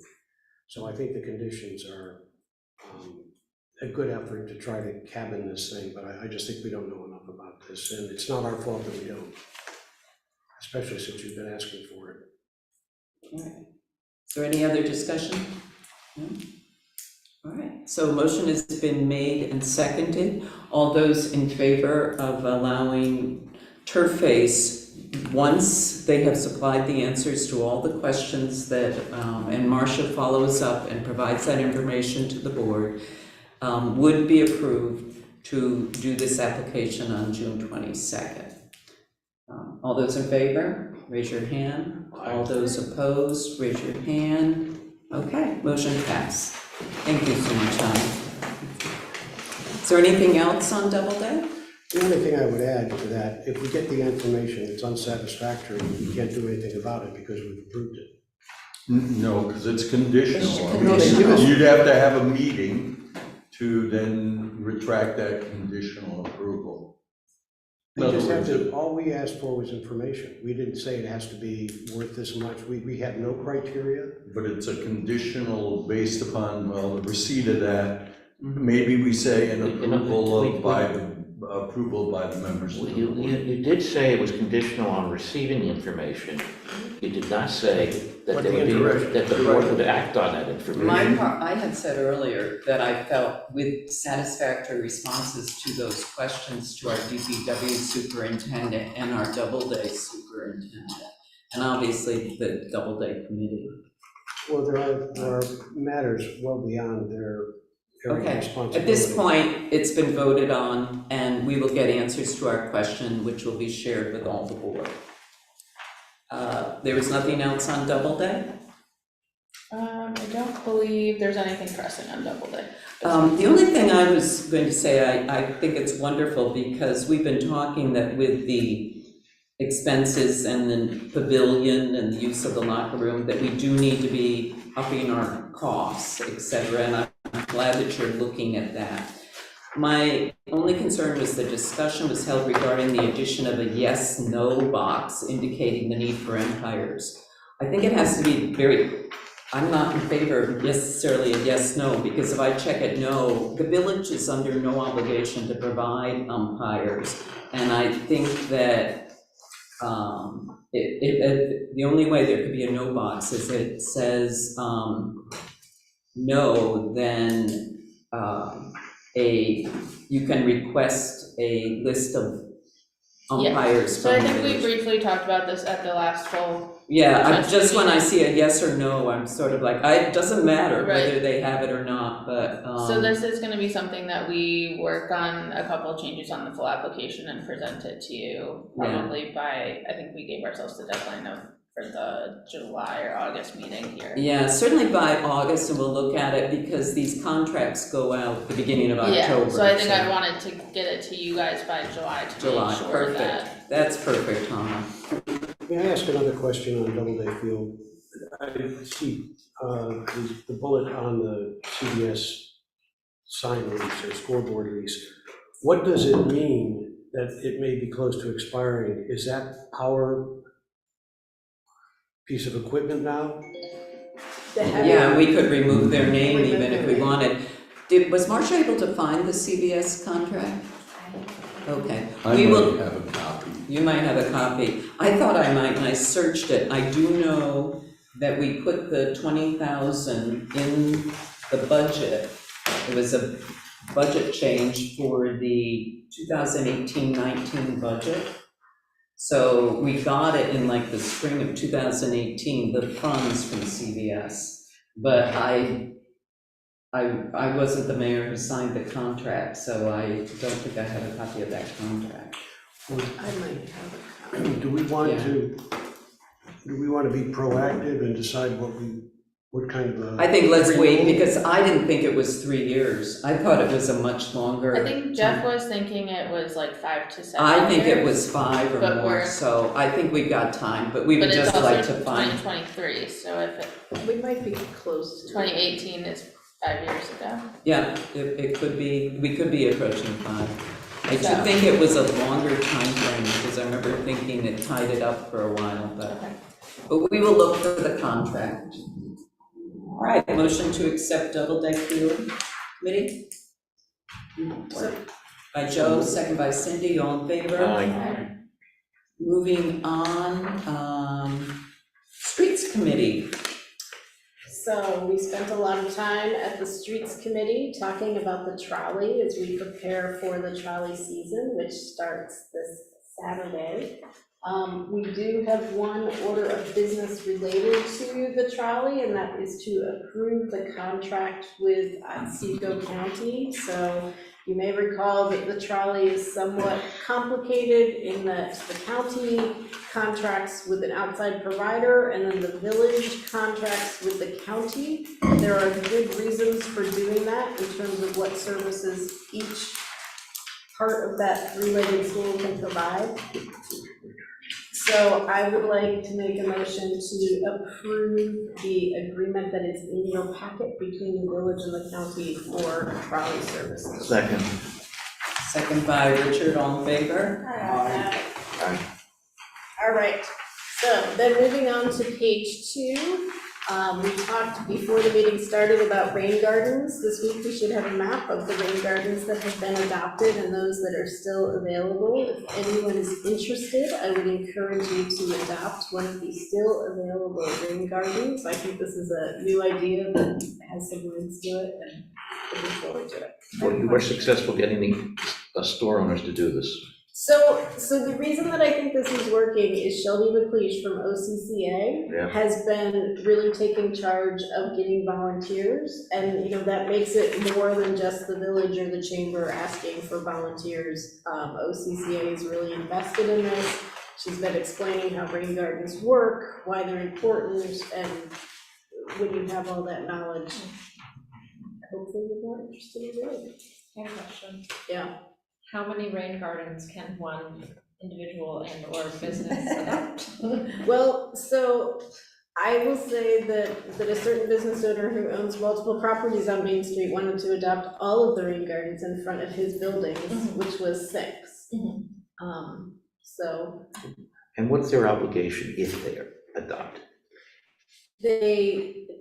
they're supposed to do basic maintenance to them, so that can involve plantings if they decide they want to plant, but then hopefully also water, very importantly, pick up the trash. That's what I meant, okay, so that's what it means. Yeah, it's keeping them looking nice. And actually, if you walk down Main Street, like I walked here, they look very, very nice right now. Much better than they did last year. So, yay, rain gardens. We did find another business sign to install on Upper Main Street. So we had the ones down here restored. Our crew's been working on restoring that one, so that should be coming soon. I have been working with ATI, so in addition to the trolley starting on Saturday, our paid parking season starts on Saturday. Apparently, they subcontract out like the actual screen part, designing the screens, and I mean, literally, they've known this since February. We were still working on details of the screens today. The trolley ones are ready to go. The on-street parking is ready to go. We're still at noon today, some small kinks with Doubleday Field, but we're working them out, and they should be here this week to turn all of our kiosks on, so they are raring to go on Saturday. You would think adding $1.25 plus $1.25 plus $1.25 would not be rocket science, but someone found that very complicated math. If you go over to page 3, the Grove Street culvert, the concrete work was completed. The topsoil and seed has been put down. As you may have seen, we're still going to ask to keep some retainage until the seed actually grows grass. So that would be good. Under trees, tomorrow at 11:30, if you are able, please come to Church Street near the corner of Pioneer for our memorial tree planting and belated Arbor Day celebration. Arbor Day is traditionally the last week in April. We very rarely can hold it then because it's not warm enough here, so we typically do it in May, but it would be great to have a good crowd out for Arbor Day. At 11:30? It's at 11:30, yeah. And the other thing that I wanted to point out to you, and Jenna very kindly made copies, is that we're working on no smoking signage, both for our parks and for Main Street. So Tobacco Free Communities provides free signage, which is amazing for these types of installations. We're working with their designer to make some changes. So the vertical sign you see here, property will be replaced with park. And we'll be able to put that up in all of our parks, including around the Doubleday Field parking lot, because that's technically a park. And then we're working on a smaller horizontal redesign that can be attached to the rain garden fences that will say this is a smoke-free and vape-free street and sidewalk. So lots of, And we are putting the village seal on there? and we will put the village seal on there, and it will have the cannabis leaf. It cannot say cannabis according to the Cannabis Control Board. What's interesting about this one, though, is that the slash doesn't quite capture the leaf. It's under the radar. Question, Yes, what are we gonna do about enforcing this? the police will be in charge with enforcing the law, What's the penalty for as smoking? they are any other law. So the penalty is set, it goes to court, just like any other violation, so. But I mean, sometimes we have to have a policy of which laws take, which laws are, take predominance. You know, you can't always enforce everything all the time. I'm sure if there is a violent crime going on, that smoking on Main Street will not be the first. My point is, are we gonna actually, is it end up gonna be ignored? I don't No, think the so. signs are I think it's gonna admonitory, be you know, ignored. and that's their own message. All right, I'm all for very, it. okay.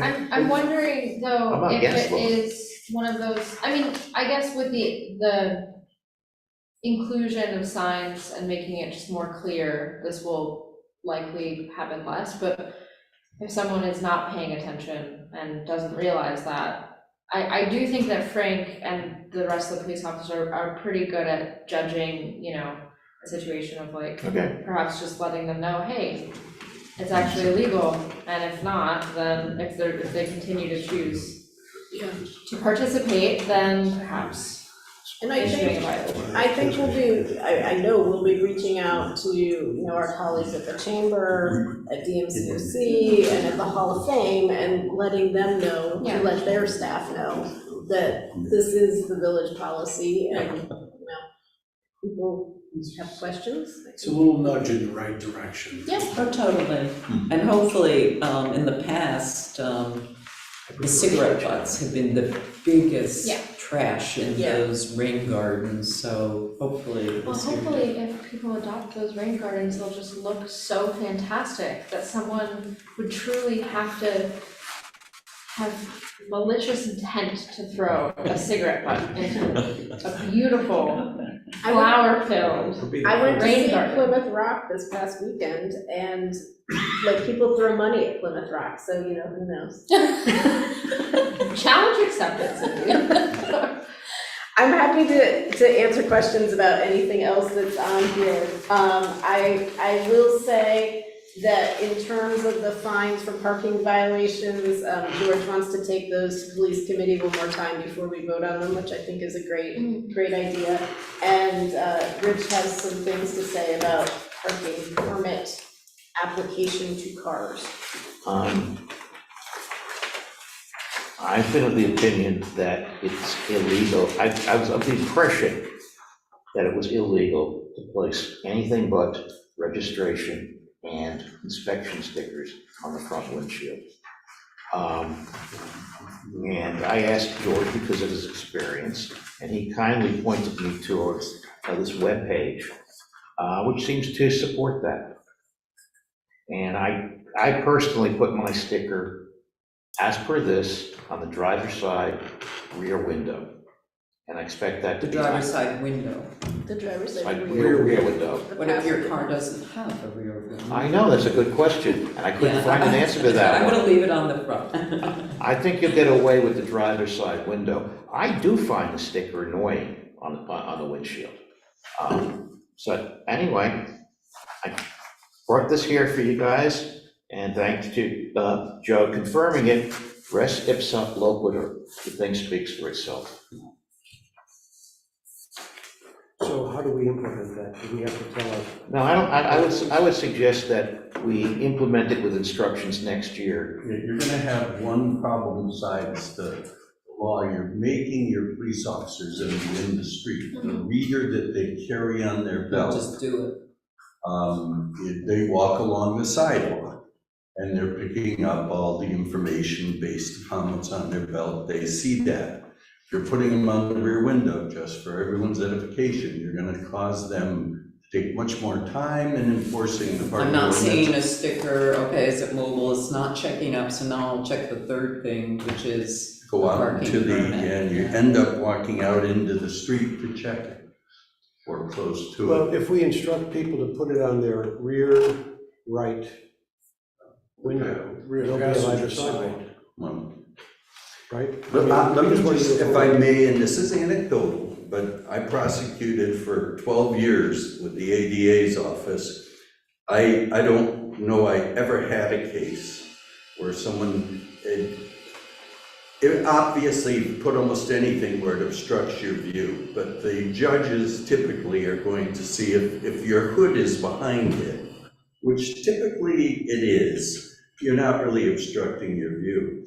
If that law is correct, I didn't look it up, I just saw this tonight, but your handicap stickers, it says you hang nothing from a mirror.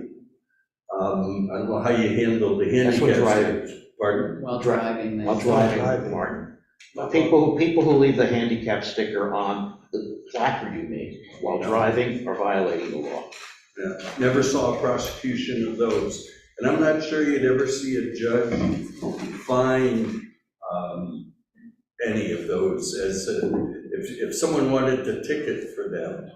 I just see that as something, judges have a lot of sway. Just my opinion, I'll leave it, you guys are gonna make the decision.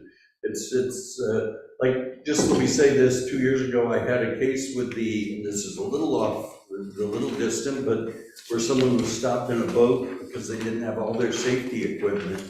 The safety equipment they were missing was an orange fluorescent flag that was visible. The fella had a Marine Corps flag, which was red, and he took real exception. And the judge, we walked into court and said, I've already read it, dismiss before we start.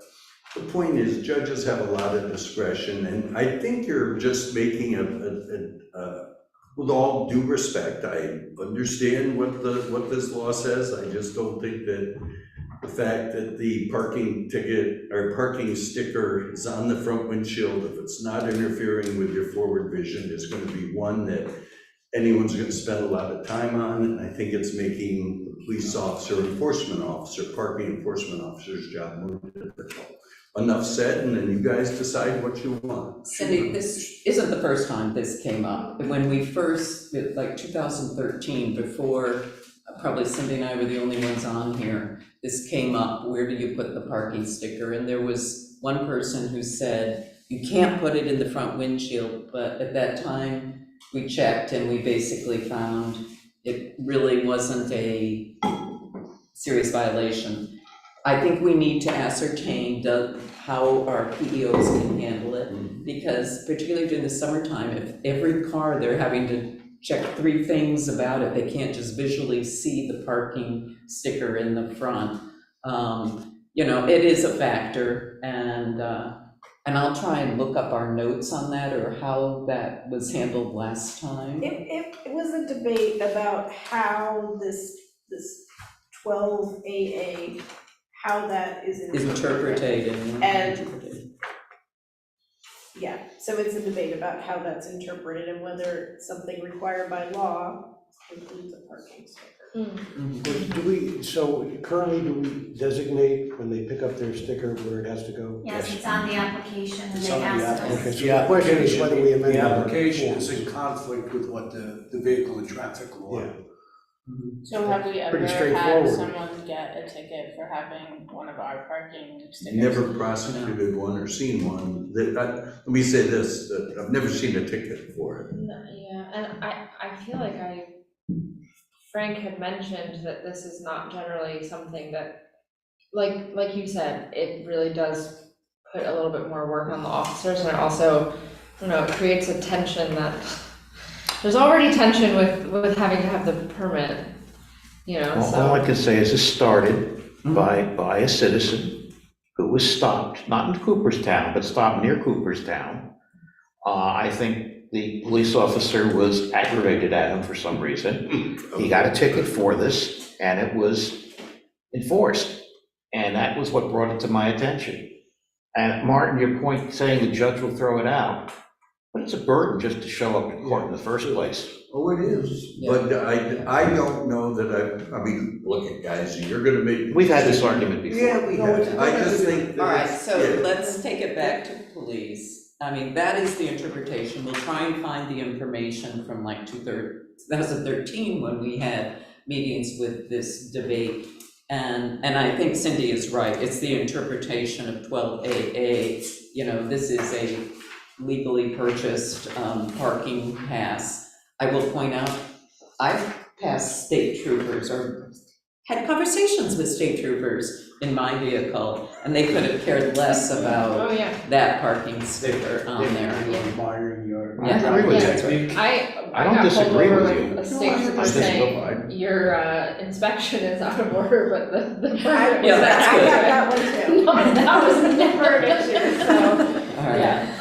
so shall we move on to, what else did you have on here? I think that's it for action items. We did the trolley contract, the parking fines are gonna go back to police, and the sticker will go to police. All right, If motion to, there's any questions, we can. yeah, any questions? If not, a motion to accept streets report.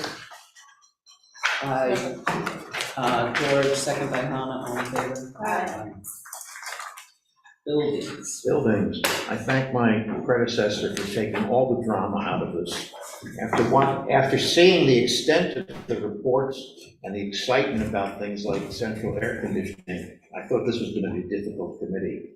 Art Association has no issues, library has no issues. There is gonna be the Nancy Drew Association meeting here, and they wanna meet in the ballroom. The artists, Wait, what is that? And how can I be? You do know the mystery of July? Mirror Bay was written I thought here. this was exciting.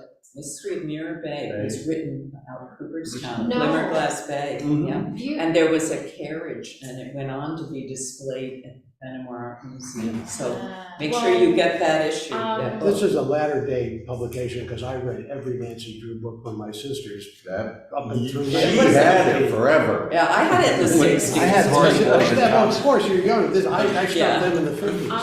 And as an interesting factoid, the person who wrote Nancy Drew also wrote Party Boys, Party also Boys. wrote Tom Swift. Which Swift I Jr. read And all of Edward. them. I read all the Tom Swift books. Everybody. Edward Stratton. Tom Swift Jr., there was also 80 years ago, the original Tom Swift. Anyway, I don't see why board members can't attend it, it's July 15th.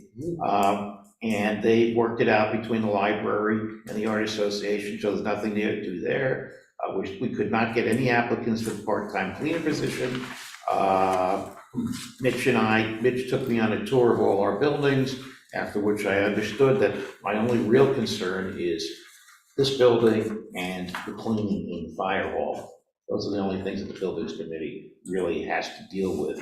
All the other buildings are dealt with by the various departments. There have been no recent issues with the elevator, and since the meeting, there have not been issues. The window restorations are completed on the top floor, and we are still waiting to consider them on the bottom floor. There's not, we talked about taking out the grates to have them sandblasted and repainted. We do not yet have a proposal. We do not have a proposal for the cost of that yet. We talked about artwork in this room and decided after a request from the library not to use that wall, because they use that wall for projection so that people sitting here can see it, or sitting over there can see it. So that, I don't know what you guys want to do about other artwork. I would like to see it, but I'm very open to what the group wants.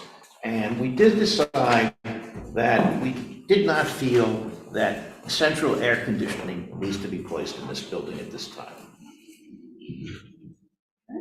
Thank you, Richard. Were there any questions on Buildings Committee? If not, motion to approve, accept the Buildings Committee report. So moved.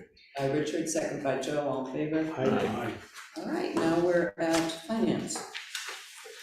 So you have in your packets the wealth management statement for April. We did review the bank reconciliations at our finance committee meeting on Thursday. We have the need to purchase a new server for the office, particularly because of all the work that the treasurer's office has to do. While I was in the office just a few weeks ago, it went down for a while. So the idea now is to approve ordering a new server, the specifications of which are in our packet. We have the amount that will be paid for it is $5,340, including setup and the contractor's time to get it operational. We have $6,500 in our treasury equipment line of 1325-200. So we will have the money in the new budget year for this. The idea of approving the purchase now is because it's going to take some time for the order to be filled. So I move the approval of the ordering of a new server pursuant to this technical description in our packet. I'll second it, all in favor? The earlier discussion in the public safety report about our cameras, our body cameras for the police, we have addressed the question of how to get more administrative coverage or access to the individual cameras, and by upgrading a basic camera to a pro level quality, we'll be able to achieve that objective with only an incremental cost of $917, well, at a savings of $970.86. So I recommend that we approve of the upgrading of our basic camera license to a pro license in the amount of $1,448.16. Second by Sydney, all in favor? Our reviewing capital projects, we have a pay application for Doubleday Field from Bunkoff number 15 in the amount of $154,375. Details of which are in your packet. I need you approval of that. Second? Second by Hannah, all in favor? Doubleday Field, again, a project, Atlantic Testing Laboratories, invoice number 244331, is in the amount of $6,587.50, and that was for a masonry and rebar compression strength testing, which is an very important safety thing when you're constructing buildings as ours. So I move the approval of that invoice. Second by Hannah, all in favor? You probably got from Jenna that items 3 and 4 that are the original packet were from last month and do not need further attention. No problem. I just wanted to make sure we were all on the same page. We have a Doubleday Field Delaware Engineering invoice number 22-2515-5 in the amount of $1,104.80. I move the approval of that payment. Second. I saw Hannah's hand going up. Okay. Hannah, second, all in favor? For Doubleday Field, a Bunkoff change order number 5, an increase in the amount of $1,740. I move the approval of that. Second by Hannah, all in favor? Now, I think we have, On the addendum, on the agenda, we have, yeah, our surplus. only surplus, I thought we had another pay after the, no? Okay, so we have surplus, and I'd like an explanation of this. We have 3 pieces of equipment: a 2017 Ford Explorer police vehicle, a 2011 Elgin street sweeper, and a sewer camera and locator, and the prices associated with each of them. Have these prices been set, or? They've been realized. They've been realized from the auction. This equipment is no longer in our possession then? No, it's still here, but we have auctioned it. All right, We so need to approve the sale. I will move the approval of the acceptance of $7,100 for the 2017 Ford Explorer police vehicle that was sold at auction. Why don't we just do all of them? Oh, I will move the approval of all of the surplus equipment that has been disposed of at auction that's listed on this addendum: the 2017 Ford Explorer police vehicle, a 2011 Elgin street sweeper, and a sewer camera and locator. Motion made, second by Sydney, all in favor? Replacement sewer can. Thank goodness that sweeper was gone, yeah. The sweeper has been a lemon ever since. Oh, it's been a lemon from day one. Now it's someone else's $30,000 lemon. With regard to personnel, you'll have the overtime analysis, lead analysis that were available by email in PDF form.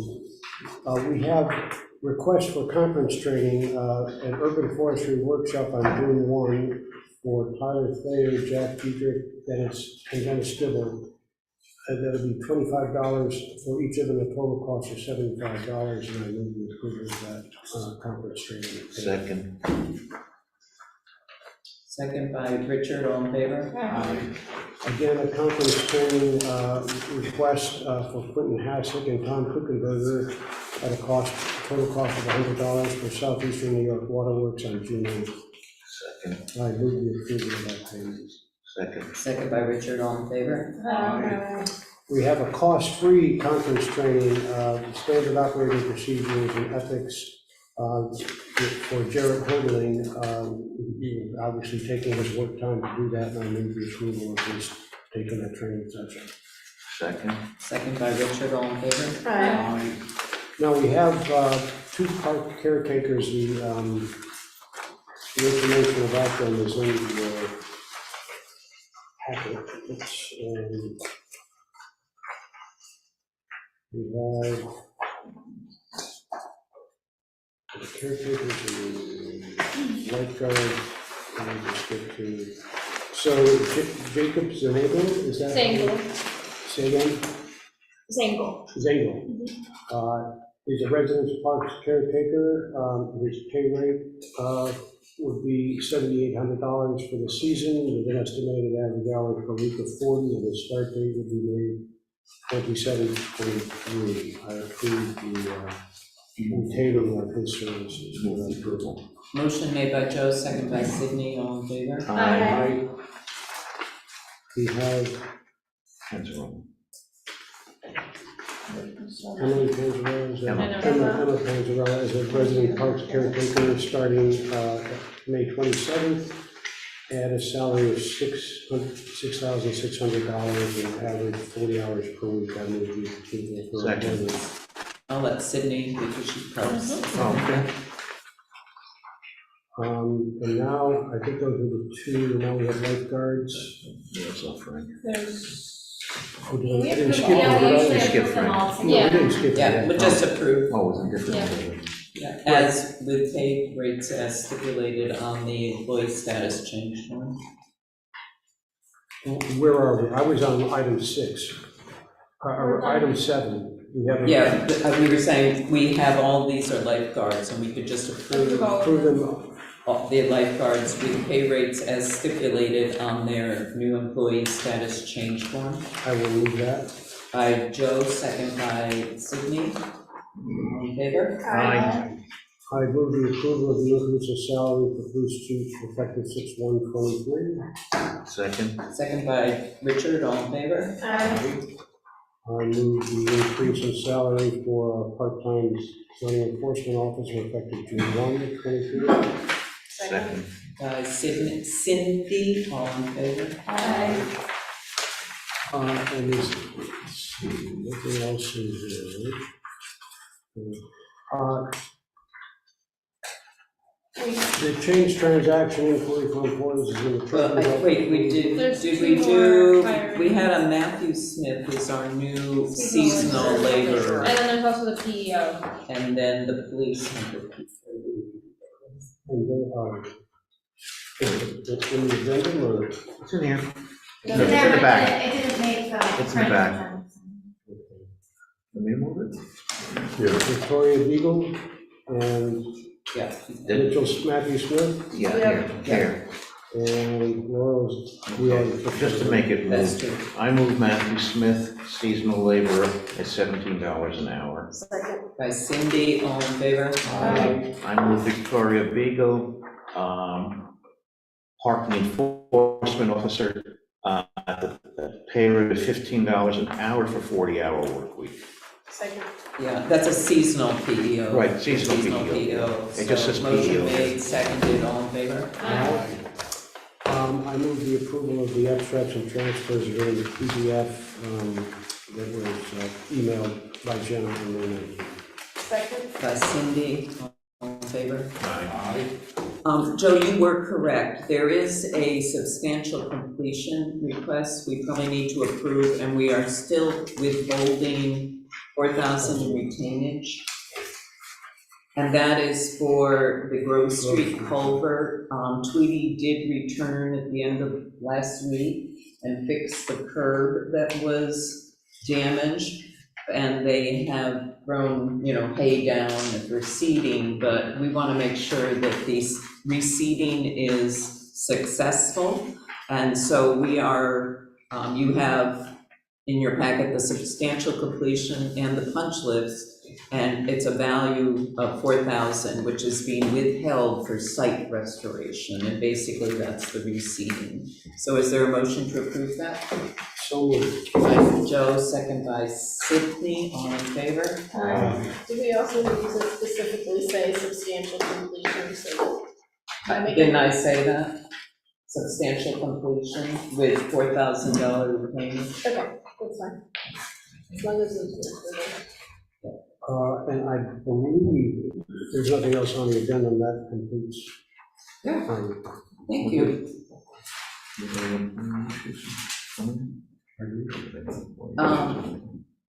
Moving on to grants and projects update, Doubleday Field. I don't know if you've snuck over there and peeked. It's so pretty to see the sidewalk all in, both wing walls up, the superstructure's all there.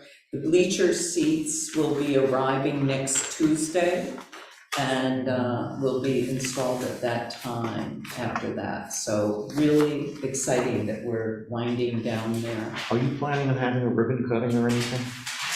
New York State ESD would like to have something, so they're still trying to plan that. Okay. We did our open house last year, so the community who's suffered through the dust and dirt could enjoy it, and ESD will be the next one. Window restoration. Yeah, so the window restoration, as Rich said, upstairs is done, and we're on a hiatus now, so we can use our windows on the first floor through the summer. So Jenna, I think we could take that probably off the list until September, and then they'll be back to do the first floor. All right, and we've just had the substantial completion on Grove Street culvert, so that's in good shape. You want to say anything about Hoffman Lane, Pioneer Alley? So our consultant on that project doing the engineering study has a meeting scheduled with DEC this week. They are proposing some rather innovative tactics to actually address the sedimentation that we heard about earlier, at least that coming from Pioneer Alley. So innovative, in fact, that DEC may not be so keen on using them yet. So that conversation is ongoing. New York Forward, we have been telling everyone, everyone has interest in this, of course, and we have created a drop-down menu on our website, and we've also shared information via Facebook, but in case you didn't go on and hear or see any of that, I'm going to let you know what the May 12th post was and the May 18th. And what's key to remember is that this process is very guided by the Department of State and the consultants that the Department of State has hired to help facilitate our grant implementation process. And the first step in that was the post on May 12th, Planning Committee. The village is looking forward to working with the New York State Department of State approved members of our local planning committee. It will be the task of the LPC and its 14 members to develop a strategic investment plan, which will identify projects which are ready for implementation and align with the village's vision as stated in the New York Forward application. We are excited to begin the process. And the 14-member panel includes, as approved by Department of State, Ken Myford, co-chair, MVREDC member, and of course VP at National Baseball Hall of Fame, Ellen Tillapaw, co-chair, Mayor, Village of Cooperstown, Carolyn Lewis, MVREDC council member, and Director of Legislative Affairs and Grants at Bassett Hospital. Tara Burke, Director, Cooperstown Chamber of Commerce. Matt Dennison, owner, Rudy's Liquor Store, Main Street. Sarah Spross, Superintendent, Cooperstown Central School. Keith Gula, owner, Landmark Inn. Tom Hohensee, council member, Town of Otsego. Dave Sanford, village resident, Cooperstown VFW American Legion liaison. Patsy Smith, village resident, retired business owner. Josh Edmonds, Simple Integrity LLC. Ian Porto, owner, Natty Bumpos Bar and Restaurant. Brenda Weatherspoon Gray, director, Clark Sports Center. Jeff Katz, executive director, Community Foundation of Otsego County. And then the next approved statement by the Department of State was announcing the first meeting of the local planning committee. And that was posted on Thursday. The first meeting of the local planning committee, LPC, for the Cooperstown, New York Forward Award will be held in the ballroom at Village Hall on Wednesday, May 24th, from 4:30 to 6:30 p.m. The LPC will review the New York Forward planning process and determine future meeting dates. The 6-month process to develop the strategic investment plan will include 2 separate community meetings to gather input from village residents and at least 1 additional outreach session at a to-be-determined community event to help guide the SIP. All LPC meetings are open to the public. For more information, please visit the village website, www.cooperstownny.org, New York Forward, or contact the New York State Department of State. So we're hoping for some nice attendance. Great committee. I have a question, though. I have no objection to it. But why is Brenda on it? I mean, Clark Sports Center isn't even in the village, certainly not in the district. Again, it was determined by the Department of State. They did, okay. I think it was probably because it's recognized as one of our community's prime after-school care programs. Well, which is very much a part of this. I'd love to see it be involved with this. I just didn't think it could be. All right, and then welcome home Cooperstown. At our last meeting, I was announcing that new program. I think the next night or something, or no, it was going to be at the beginning of May 2nd. We had a wonderful, wonderful turnout upstairs. We're having another planning meeting tomorrow to make sure we have all our ducks in a row, because our second Welcome Home Cooperstown gathering will be, again, 5:30 to 7, the first Tuesday of the month, which is June, I think it's June 1st, isn't it? 6th, I think. The 2nd? No, that's a Thursday. The 6th, June 6th. And so we're really looking forward to that. This has been really successful. We're hoping to be on the front porch and spill out, onto the sidewalk, so we have a real public event. So that's the update on grants and projects. Moving on to Parks Board. Yeah, so minutes are attached, and honestly, not too many action items. If anyone has any questions, and by not too many, I mean none right now. Just excited that we got to hire some lifeguards, and that's 2 more than what we had originally thought we were going to hire. So spread the word. We need some more. I think this time last year we had like 14 applications. Yeah, it's a little slower this year. Not sure why that's the case, but I did reach out to the Friends of the Parks, and they have also put the word out, so. I don't think we're unique. From what I hear, quite a few places are having great difficulty getting lifeguards. Yeah, I think it's everywhere. Has there been discussion on why that might be the case? If there is, I'm not sure what it is. Okay, yeah, so there's that, but I'm happy to also have returning caretaker Jacob Zankel and the new caretaker Emma Panzella, so yeah, that's the only updates, and if anyone has any questions. Any questions on the parks? No? Thank you. Motion to accept Parks Board report by Hannah, second by George, all in favor? Aye. Community and environment?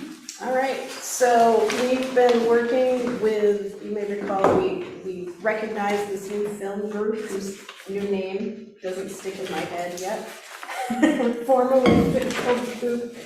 So we're working on some potential permitting material that we'll bring to the board at a later meeting. Ellen talked about New York Forward, so I think we're all good there. We did spend some time in our meeting talking about what was at the time an impending emergency declaration from Otsego County. That emergency declaration actually went into effect Tuesday after our meeting. You know, I will say personally, I think it is an unfortunate declaration. I know many members of this committee felt the same way. I think also, unfortunately, the village probably has little that it can say about a declaration made by the county. We did hear that there will be a board meeting on June 7th at 10 a.m. of the county board where public opinion may be sought. Any questions on community environment? Did you shared with the entire board the? I did, I sent it all to you. Yeah. Okay, so, motion to accept community and environment by Joe, second by Anna, all in favor? Aye. Water and sewer? Yes, well, the big event was that the water and sewer bills were sent out, and apparently there's been only one complaint of high usage that ended up being the owner's fault, or the leaky toilet. Hydrants are being flushed, and everything else is uneventful, but available for your review. The one matter that we need to discuss is on the back of the report, the proposal to install a septic system at 204 Main Street. When we met as a water and sewer board, the presentation was made about the difficulty in pitching a line from the site of the proposed second building that was going to be a dwelling on a 5-acre parcel, and they were saying the awkwardness or the difficulty in having a gravity flow sewer line from the site that was going to be developed would be too problematic, and so they wanted to propose a septic system layout on the 5-acre parcel. That we had complete information about the legal requirements of installing a building in the village at the time we made a decision to recommend to this board that the installation of a septic system be approved, but Cindy reviewed the minutes before this meeting and counted her own history of the septic system approval in the village, and there we have a village law that requires anybody in the village, irrespective of how much property they have and how much they can accommodate a septic system, to tie into the village sewer system if their property is within 100 feet of a sewer line. And the property we're talking about is up by Bruce Hall, across the street from you, the old railroad site, that's the station site that's now a dwelling. They want to add a building to that site and they were going to run a sewer line and then wanted to install a septic system. So I think our decision here needs to be based on the information we now have to reject the recommendation of the Water and Sewer Board and to require the installation of a sewer line. And probably a pumping station. They were looking at a sewer, or a septic system as a cheaper alternative, but it is in our law that if you are within 100 feet of our public wastewater treatment system or piping, you have to hook to it. It was Right. the way that we reduce septics in the village. And if that's the requirement, how they do it. Is there a problem? Is there a problem? But they, I only mention that because they said that the septic was a lot cheaper than a pumping station, so that's the only reason. Is the main house hooked into the sewer system right now? I think it is, but the line runs not out to Main Street, but through it over to the Pine Boulevard area, the Lake Street. Apparently the way it was configured in the olden days, it may even be the sewer line that runs From my house. behind Chestnut Street, but I'm actually not, that's probably too far east. The But in line any that event, runs down. the railroad station house, I'm sorry? Nelson, maybe. yeah, it runs in the direction, it doesn't run out the Main Let's Street, say so that's what makes it, and that's landlocked now, they don't have ownership to get to that, to install another line through other people's property. So, as I understand it. They used to have a driveway that came out there. I was gonna say they Pine did, Boulevard. yeah. It was a big round It was a driveway loop. that went out, yeah, loop. Surprised they would have given that I up. think something was sold, irrespective, I guess I move that we disapprove the recommendation of the Water and Sewer Board and require the installation of a sewer connection. Motion made by Joe, second by Sydney, all in favor? Aye. The last thing is our Watershed Supervisory Committee, which has been doing a lot of work. I will say that I worked with them to submit a pre-application for a grant from the Southern Tier 8, just like we're in kind of the Mohawk Valley Economic District. The Southern Tier 8 is kind of another one, but they actually control all the Appalachian watershed funds. And so, or a good source for, since we are the headwaters of the Chesapeake here in Cooperstown with the Susquehanna, a source for funding. So we're seeking $250,000, I think it is, I don't have it right in front of me, for a watershed plan, because the last one was done in 2007. It was an update of a 1995, and obviously has nothing about harmful algal blooms and other things. So there's much needed work there. The committee historically wouldn't even meet in the winter months because their primary function was the inspection of septic systems, but now, and of course, most of those camps and all weren't even functioning in the winter months, but now with the greater issues affecting Seco Lake, they're going to be meeting monthly as the Watershed Supervisory Committee with that same septic inspection capacity, and a second meeting, so it's the first and third Thursdays of the month, and we'll be